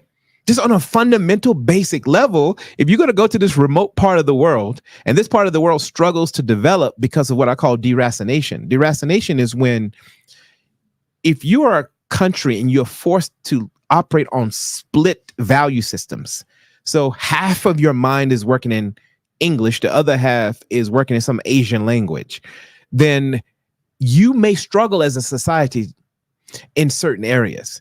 And so it takes longer if you operate in a deracinated mindset to develop at times. And so if someone comes from that deracinated culture, they're like, you know what? I got a better chance of going back to where there's this culture that has been exported to us to thrive there, because they look like they're thriving. There's more job opportunities, etc. So this is a boomerang effect that the world is experiencing, and Kamala is becoming the face of it. And so people are pushing it, not because of her. People don't really give a damn about Kamala. It's that for 500 years, we men, and this is not about patriarchy. Be very clear about this. This is much more intense than that. We men created laws where if a woman went to court, there needed to be 2 women to be considered 1 man in some societies. And those societies still exist, where women could not inherit land. And so the brothers got an extraordinary leap forward. So the world is correcting for this now. And it's happening all over the world. And she has become this smiling, laughing person because she embodies so much of the correction. You think it's an overcorrection? I do think it's overcorrection. overcorrection. It's almost like this extraordinary wave of energy is hitting back the world, and we'll figure it out. There's going to be some mistakes, and there's going to be she may be a mistake if she becomes president. But the point is, the correction often is messy. I think that's interesting. I mean, in South Africa, we've now had 30 years of a different kind of system than we had prior to 94. Yeah. A very different system where people are criticizing what's happened in the last 30 years, but we also forget very quickly what happened before that. Yeah. And we only remember, we were talking, Jack and I, earlier about how nobody's really moaning about Eskom at the moment because we haven't had load shedding, and no one's going, oh, well done, Eskom. Yeah. We just carry on like this is the norm. We have such short memories. And I wonder how things like DEI, in the case of South Africa, affirmative action, BEE, how those things are starting to be worked through by societies, because 30 years is enough time to be able to pick up on trends, to be able to say, well, this is working for those reasons. These are not working for those reasons. This could work better for that. How do you feel about that kind of thing, especially in a South African context? Because you help people navigate these things. Yeah. Well, let me give you a U.S. example, since we're talking about Kamala Harris, and it will come to South Africa. So on day one of the Biden and Harris administration, they passed a policy called Executive 13985. If you speak to anybody in America, they have no clue what this is. Yeah. But essentially, it's a DEI equity policy. And the idea was the U.S. gives out about $780 billion in contracts. You know what percentage of those contracts go to Black people? 1.6%. 700, almost $1 trillion in contracts. Now I started looking at who are the people getting the biggest contracts. The people who get the biggest contracts is this organization called Lockheed. They were started in 1926. The aeronautics company. Yes. Right? Lockheed Martin. Yes. Yeah. And they were started in 1920s. Now, at that time, they were building extraordinary, what we call legacy relationships. They're brilliant, by the way. You know, at the end of the day, they provide extraordinary defense contracts, et cetera, to the U.S. government. They're brilliant. But the heads and the people who have built those relationships are so entrenched, it'd be very difficult to open those up to other people. So they become almost like bloodline relationships. Now, this is very important. How do you penetrate bloodline relationships? It's almost impossible. At the end of the day, if I'm a Black engineer who we work with in the States through an organization called MBDA, this guy has so many patents, he can't crack that bloodline dynamic. So guess what? He has to leverage Executive Order 13985 to get in. And he's not saying, I'm not trying to replace these people. I just want a piece of the 49 billion in contracts you get. No, I mean, I don't think anyone would, having had the explanation you've given, have a problem with that. But we don't have that conversation because we don't know it, number one. Right. And all we go is DEI is bad, or merit is good. We don't have a sophisticated enough conversation to tackle these subjects. You know, I was on the phone last night with a young lady named Owetu in Soweto. And Owetu was crying because some say she lost her mother because her mother was giving birth in the home to a child, and she and the baby died. Oof. That's awful. And I know Owetu. Owetu is 17. I know Owetu because I had helped her mom publish a book years ago. And Owetu reached out to me when she was 15 and was like, I don't know if you remember me, but I was a child. You helped my mom, and something told me to reach back out to you. And we were in a really fascinating conversation because she was talking about her father's grappling with alcoholism, can't get deals, can't get this, can't get that, whatever. And I was thinking about contrasting her life's journey and trajectory with another young lady named Kanye. Now, Kanye comes from the same community in Soweto. And Kanye is, but a little bit worse because Kanye was a orphan. Both of her parents died of HIV. Now, Kanye ended up, because of affirmative action in South Africa, getting a scholarship. She ended up going to, or a bursary, ended up going to Cape Town, UCT, ended up with this extraordinary job. Well, she first went to the Oprah School and with this extraordinary job at Investec. And I was thinking about how one of these communities was exposed, one of these people in this community was exposed to affirmative action and the other one wasn't.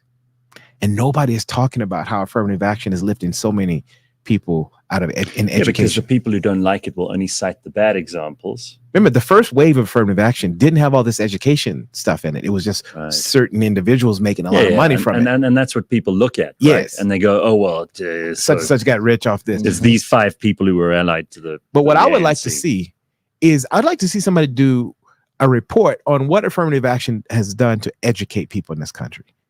And I'd really love to see that. It may be out there, but I doubt it. I doubt we have tracked the Kanyes and looked at the extraordinary impact. And because, like you said, we're not having these conversations because we're so focused on the problem. And we should be focused on the problems. Yes, we should be focused on the bad part of DEI. We should be focused on the bad part of affirmative action. I mean, there's a really... Sorry, go ahead. Sorry. Jay. Additionally to tracking the Kanyes, I think it's also important to track the Kanyes who don't take full advantage of affirmative action. Because again, like for me, it always comes down to the choice that a person has to eventually make. It's either you're going to take the opportunity that is in front of you or you're not. What do you hope to achieve by tracking those? I think it would, I'd like to see if there's a genuine betterment to those people's lives. If there isn't, because if it turns out that even though affirmative action is handed out to, let's just say 10 people, if the country, we could minimize the numbers to the point whereby it's, we represent Black people as 10 people, right? And 6 of them live below the poverty line. You give affirmative action to help 4 of them. If 2 make it and 2 don't, then we can split the difference and keep moving. But if 3 of them fail and only 1 makes it, then we have to have a different conversation about the culture, right? Well, I got into this conversation. I interviewed Penwell the other day, and he's a really, regardless of whether you agree with him or not on everything, because we always have to say this to people. I don't have to say it to you two, but you have to say this to people, right? Like some of the morons in the comment section. I love you guys. He and I got into a conversation afterwards. Jack was in the room about what people deserve, right? Based on their life choices. And like, there are things that life throws at you that are not your fault, that happen to you because of circumstances. Like Owetu. It's not her fault that her Right. mom died in front Absolutely of her giving right. birth. Absolutely. And you can always bring that hard line idea that, well, you know, your circumstances, you can't choose, but you can choose how you react to them. Sure, if you've got the wherewithal, most people are living in survival mode. Yeah. So it's not always possible. And he made me feel like I was being dishonest because he said to me, do you think that people deserve what they get in life? And I really had to think about it for a whole week before I got back to him yesterday. And we've carried on the conversation. I don't even know if he wants me to talk about this, but we're doing it anyway. So Yeah. I said to him, I've thought about this for a while. There are two kinds of deserve is a very difficult word to come, to come to terms with, because there are things that come about as a result of your choices, which is what I think Jack was alluding to here. That's why I bring this up. And if bad things happen because of your choices, you deserve the outcome of that, good or bad, because you made the choices. To sit there and not make choices is probably the very worst kind of thing to let happen. But Then that within itself is a choice, yeah. You lack agency. But if things have happened to you that are not your fault, it would be completely immoral of me or anyone else to say you deserve whatever happens to you. Like, for example, there's an earthquake and get buried under rocks, or you're in the World Trade Center on 9/11/2001. It can't be your fault that terrible things happen to you after that. Yeah. And you can't deserve that. Do you think that that's a distinction worth making a difference about? I don't know that we are intelligent enough to even have this conversation. And let me give you the reason why. The way society is designed and the extraordinary forces that are influencing us, you have no idea just how many choices you think you're making that you're not making. And if you look at Robert Sapolsky, you look at Sam Harris and all these extraordinary neuroscientists that are starting to say, we don't even consciousness. We don't even like this thing is so much more complex. And let me give you a couple examples. During the Hurricane Katrina relief efforts, they wanted to see who was giving most to the relief efforts.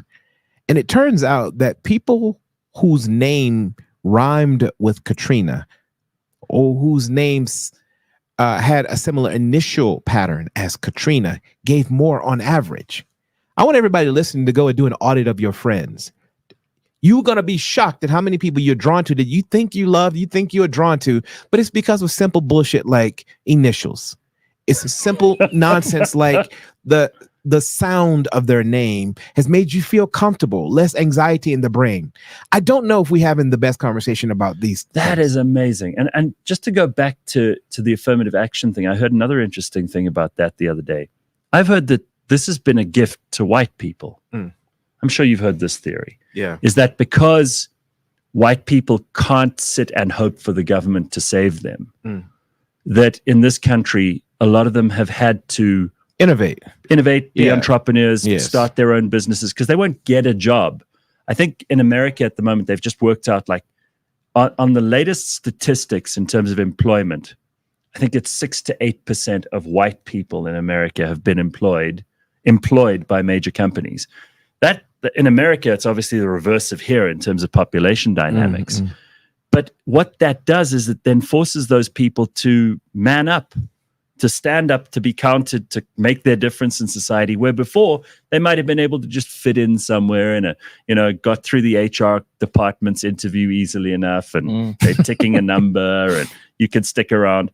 I mean, that's one of those unintended consequences of policy. Yeah, right? we call it edge effects. We call it edge effects, where even when a particular species is dying in nature, you'll find, for example, a new species will arise. And that's what's happening in white people. A new sort of identity is arising. A new species of white people. Yeah, a new species. You guys are evolving. Oh, Jesus. All right, that's all you needed to hear. You watch some black guys. I dedicated my whole life to fighting white people, and now they've been turning a new species. What bullshit is this? I'm telling you.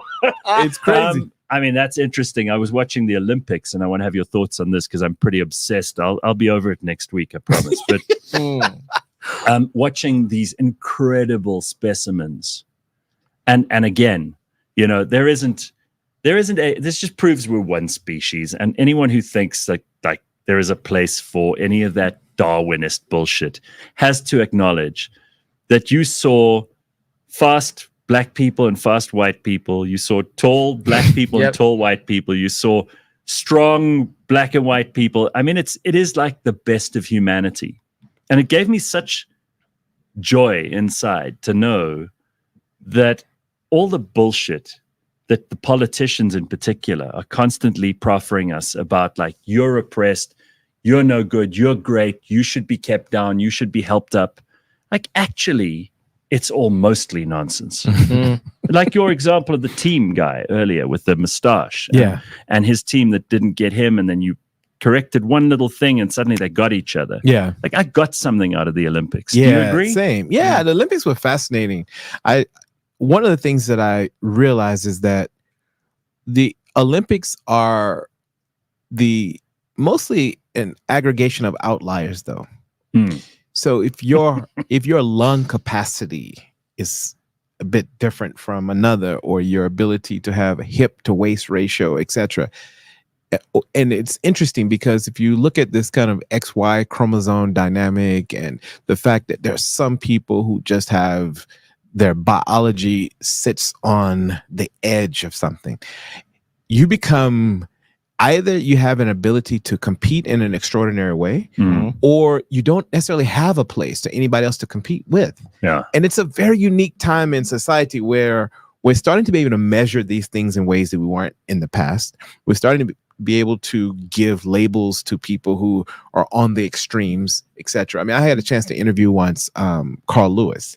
Oh, wow. Yeah. And Carl was interesting for me because when he was hosted by De Beers, and I interviewed him in Botswana, and we were talking about his success back then. And he was just basically like, if you look at his race, his 100, the slowest person that ran in 2024 Olympics beat his time. Yeah. Right. That's how much we are advancing. Yeah. Because we understand the body more. We're able to speak to those various elements. So we're in an interesting time in history where we're learning, we're evolving. And I'm sharing with everybody, I don't care how smart you are, you should hold certainty lightly, because we're about to go into an age of explosive insights about the body, about the mind. Some certainty.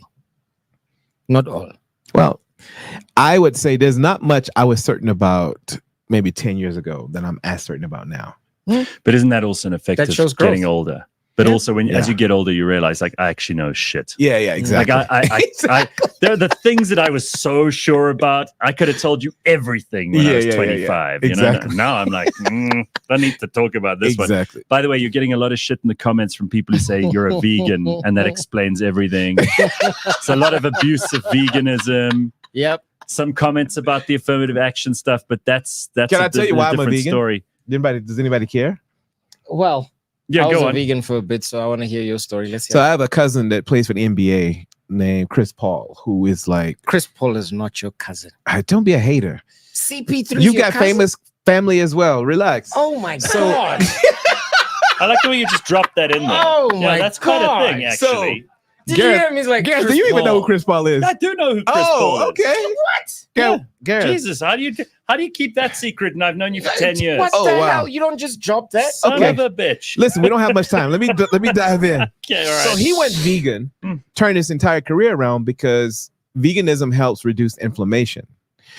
And so I am like a prolific athlete. I know I don't look like it, so don't look at me funny. But I play paddle, tennis, basketball, and I'm one of the best shooters in the country in basketball.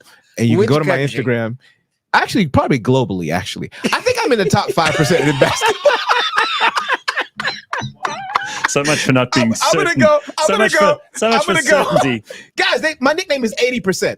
So anyway, I was getting injured. So I was like, let me try this veganism like my cousin. And I haven't gotten injured. And my recovery time is so quick. That's why. That's it. So for all the haters, come play me in a paddle. Holy shit. I'm just looking at Chris Paul's record here. It's incredible. Yeah, he's one of the greatest. He's one of the greatest point guards to ever step on the court. Yeah, so he's from North Carolina. I'm from North Carolina. Huh. Yeah, North Carolina boys. That's crazy. Yeah. All right. So the other interesting thing we got into conversation about was the Secret Service in your family, because this was around the time of the assassination attempt on Trump. Yeah. And when we were both talking about how, you had these like fat girls who were like supposed to be bodyguards and working for the Secret Service. And I was saying to you then, like, that's DEI at work, because you got these ladies, and it was true that the Secret Service boss, who's now resigned, said, I'm here to bring up the numbers of the girls in the Secret Service. Like, woo, girl bosses. It's like they've watched too many fucking Barbie movies or something. Yeah. And then when someone actually tries to kill a presidential candidate, then she's hauled in front of Congress and asked some very sensible questions. But because she's a woman, some people are like, oh, that's unfair. They were very aggressive and hostile with her. She's the boss of the Secret Service. Yeah. She's not there to like look after how pretty the office looks. No. Yeah, exactly. If you're going to be putting yourself in that position, you're going to be treated by the people around you with the same level of respect and the same disrespect that they would give to a guy in that position. Yeah. Yeah. I don't think, you said earlier, like, women will say they want this, but they actually want that, because they're actually signaling to other women mostly where they fit into the pecking order, because female hierarchy is very different to male hierarchy. Sure. Yep. And community and cooperation and all that stuff really is important, and way more important to women. It's not to say it isn't important to us, right? But there's a thing that happens where women will say they want to be the CEO, but then they don't want to make the decisions. And I'm not saying this is true. There are loads of very effective female CEOs. Again, you have to keep bringing these. You have to put these caveats in, because otherwise people think, oh, you're just some bigot who doesn't care. Like, I'm looking at the subtleties here. I don't want to talk about what tribe you belong to. I'm the non-DEI tribe, or I'm the DEI tribe. Yeah. I don't want to talk about I'm a feminist or I'm not a feminist. I want to go into the nuances and figure out why it is. Sometimes it works and sometimes it doesn't. And I don't want to be one of those people who just says it's because of the individual in question. Yeah. Because that's not always the case, right, Timothy? Yeah. I mean, we got into the conversation because my family has 3 generations of Secret Service. A great uncle, and then another aunt, and then now my cousin. My cousin is in I think this is her 20th year, and she's a captain. And, I don't know if either of them would have become Secret Service agent if it wasn't for some policy where they needed more Black people back then. But I will say that my cousin, who's a captain, is extraordinary. And it's an interesting dynamic to me, because there is this tension between the people who get in who are not as good and the people who get in and take advantage of it.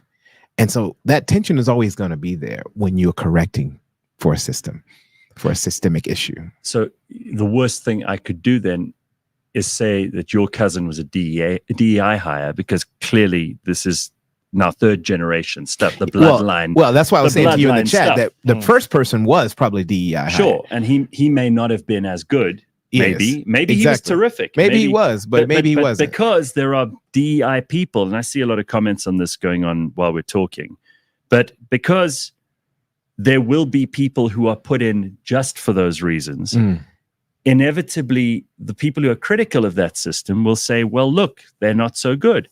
And what it does is it actually hurts the people who are Black and in it for the right reasons. It doesn't hurt the white people. Yeah. It doesn't hurt the Black people. Yeah. It hurts the ones who are good. The ones who should least be punished get punished. Because, I mean, even themselves, like having to walk on a university campus and you feel like you don't belong necessarily because you are a DEI. You get what I mean? Yeah.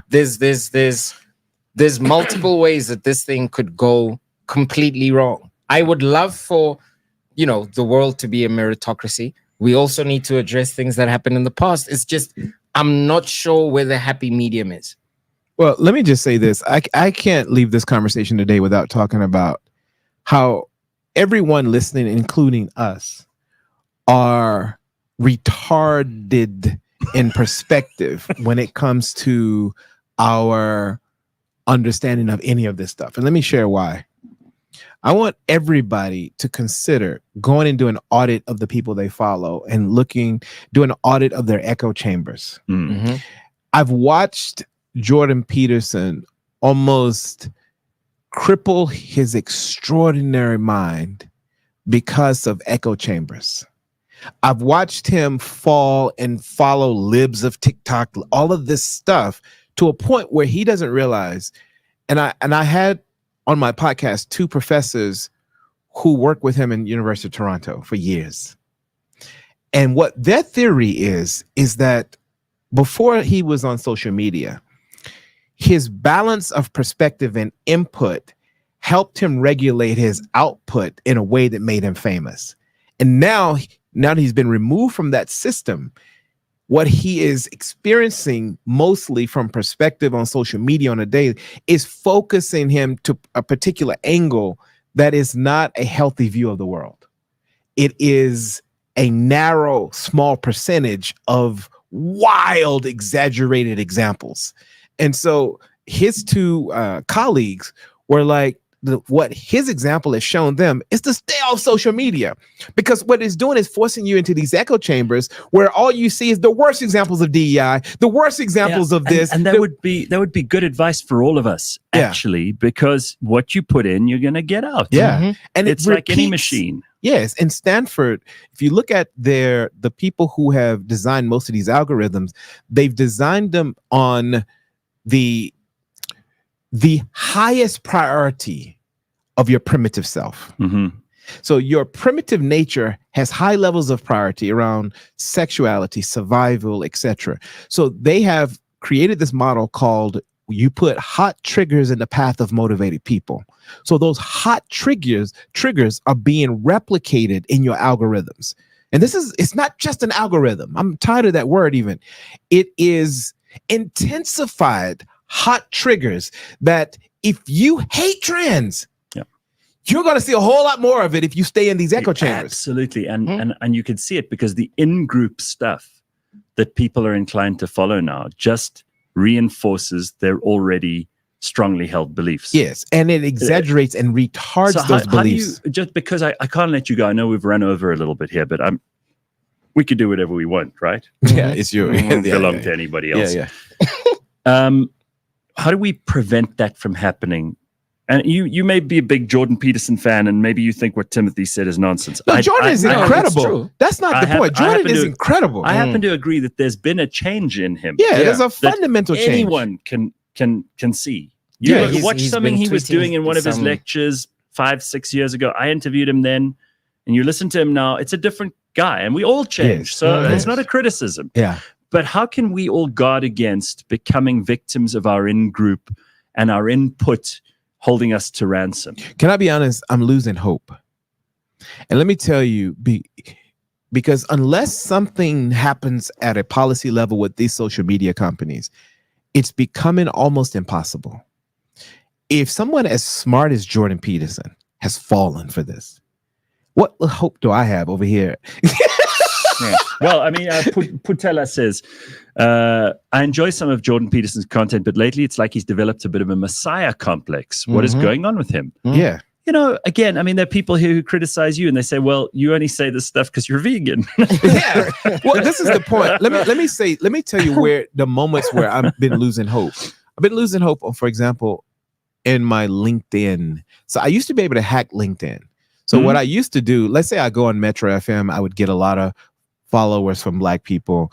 And then what would happen is LinkedIn would start only showing me Black people. Yeah. The assumption is because I'm adding these Black people, that's all I want. So I would go on and add random Indians just to get some Indians. Yeah. I needed some Indians. I want a diverse. Yeah, it would work, but it's starting to work less. It's extraordinary. The machine is getting better at figuring out how to not let you hack it. Well, exactly. It's getting better, and it's starting to look at older patterns. It used to kind of work on short-term patterns. So if only whites were adding me today, and I needed a few more Black people to kind of balance out my inputs, your quota, my inputs. It's very Karl Marx of you, by the way. So, I need to balance my blacks and whites. Yeah. So let me tell you why this is important. Because if I ask you, Gareth, as smart as you are, Well, to name 3 counter versions of smart people like Jordan in America, could you? I'm talking about professors from elite universities like Harvard, like Stanford and Yale. Could you? Yeah, probably could. I mean, people would hate them. People wouldn't say that they were equal or opposite and equal to him. And I'm not talking about the Thomas Sowells. I'm talking about people. No. I was going to say people like Robin DiAngelo, Okay. who I know is completely on the other side of things. And a lot of people say, well, she's just an idiot race hustler, and she may well be, but I can name her. Yeah. And I mean, you mentioned Kamala's dad, who was a Marxist professor of economics. Yeah. There used to be such kinds of, contradictions in terms in those days, but you could talk about these things. And certainly, I mean, in academia, you're spoiled for choice if you're looking for the opposites of Jordan. Well, so, one of the reasons he stood out, I think, is because he took positions on things which broadly in academia were frowned upon. Yeah. My issue is that when you enter these echo chambers, what happens is you start to replicate the people that you are attracted to, right? You start to replicate them and you assume it's only them that exist. Yeah. And one of the reasons why I'm losing hope is that I'm finding, and I haven't completely lost hope. I see it in my paddle community that I try to build a diverse community because I enjoy networking. I'm spending up to 50% of my year in the States now. So oftentimes when I come back to South Africa to work, I find that I struggle to expand my network, and I'm using paddle to do it. And it's the best place. Like I've got Indian, Jewish, all types of people that I play paddle with, but it's becoming harder and harder and harder. So I've had to change the type of photos that I use. Can I tell you what I do? What? I look for fights. Okay. That helps. Okay. Because when you deliberately seek out conflict, you will keep yourself on your toes. It's like a boxer has to box with people who are at their level. Yeah. And I think you have to deliberately, and we have an inbuilt desire to avoid conflict. Most of us. There are some weird psychopaths out there, but I go out of my way to find and meet and sit with and talk to people I disagree with. The hardest part about paddle is that you connect with people in open matches. So the way it I works. want to play paddle. Well, okay. I look for fights. I'm telling you. I'm telling you, I will, and not online. I'm telling you, and if I hear someone at a table next door to me in a restaurant say something that I completely agree with, it's none of my business. I should shut up and just carry on eating my food. But I turn around and go, what did you just say? Sometimes it doesn't end well. Sure. I haven't had a fist fight break out. But it forces me and them to share ideas which otherwise would be siloed off from each other. Yeah. Right? So, I mean, that's just one way. And paddle's too friendly. You need to get into like conflict situations. I go to a war zone. I want to agree with Gareth on this. Like, honestly, over this past, like the long weekend, I was with a couple of my friends, and we are on polar opposites of the Trump issue, the Kamala issue, and we spent hours going at it. Now, not only am I more entrenched in my beliefs, I think I kind of pulled apart a few of theirs. You know what I mean? Like that level of exchange of ideas kind of helps you understand how well. You would go have a beer with these guys after? Yeah, of course. Awesome. So, of course. So here's an interesting thing. I don't want to end the show on a very serious note, and I want you to also plug your podcast and the books that you've already done, the books that you're busy with. So Carl says, I cannot believe this show is going to end without asking Timothy why men find tits so lekker. We do the important work on this show. So can you help us understand why tits are so lekker for men? Okay, so there are multiple reasons. And by the way, for the people who are into booties, which are most heterosexual people around the world, there's no society on earth where a flat bum is hot. So there's a little bit of perk, that's attractive. You find exaggerated perks, which we call supernormal stimuli, to be hot as well. But there's a link between the booty and the breast that is not many people know about. So if you look at the nutrients inside of breast milk, they come from various fat deposits across a woman's body. And so there are certain fat deposits that produce the nutrients that nurture a child's heart. There's nutrients that nurture a child's lungs, nurture a child's brain. The nutrients in the hips and buttocks nurture a child's brain. So there's a strong genetic link to the curvature in that area to assume that. So the bigger the ass, the smarter the baby. Yeah. And so now here's where it becomes. I think there was a song about that. Yeah. Well, here's where it becomes really interesting. I like big butts and I'm getting a lie. On the other hand, can't deny. When a girl walks in with an itty bitty waist and a round thing in your face, You get sprung. So now if you link that to the breast, that becomes like this automatic, association between being able to nurture the child. So even if you have no interest in a child, or you had no interest in trying to get somebody pregnant, that the assumption is that person's this woman's breast and the hip to waist ratio creates a value proposition for you. And so, let's be honest, my neck, they're just great my to back, look at. my pussy and my crack. I mean, we can carry on all day. I got songs. Listen, I love having you here, and what I like about the conversations I get to have with you, far too seldom, I'm afraid, is that we so often disagree, but I learn fantastically cool shit from you. Yeah. And I don't want that to stop. It's one of the reasons I get super excited when you're on the show. Yeah, I enjoyed the back and forth, because not agreeing with someone should have nothing to do with your ability to have good conversation. Yeah, I'm right. And to even like those people. We unfortunately, your home country, again, like there are people now who will not talk to each other because one member of the family is Democrat and the other member's a Republican, and they won't talk to each other. And that is sad. Yeah. Because there used to be this unspoken thing that the most hardcore congressmen and women would go for drinks after work and sit in the same bar and laugh and talk to each other. Famously, there are marriages, Carville and his wife, who are like Republican and Democrat, and they love each other, but they can still argue. And argument does not mean conflict and hostility. Yeah, exactly. Exactly. It actually, the act of arguing is a way of both of you improving your minds. Yeah, that's it. If it's done properly. That's really what cafes were designed for in Europe, is to host people over good coffee. Lies that were developed so that communists could get together and talk. Some fucking capitalist to pay for their coffee. Man, thanks so much for having me. This has been great. All right, Thank so you guys you so can much. find out more by following Timothy on the socials, and we'll put all those on the description below. But just tell people about what else you're busy with so that they can follow you. If they loved this, there's much more with it. Yeah. Thank you. So if you want to grab my books, I would actually recommend Personovation. It's been my best. It's been reprinted like 8 times. But the reason why I'd recommend that book is that the question I was answering in that book is, what happens when you outgrow your current self?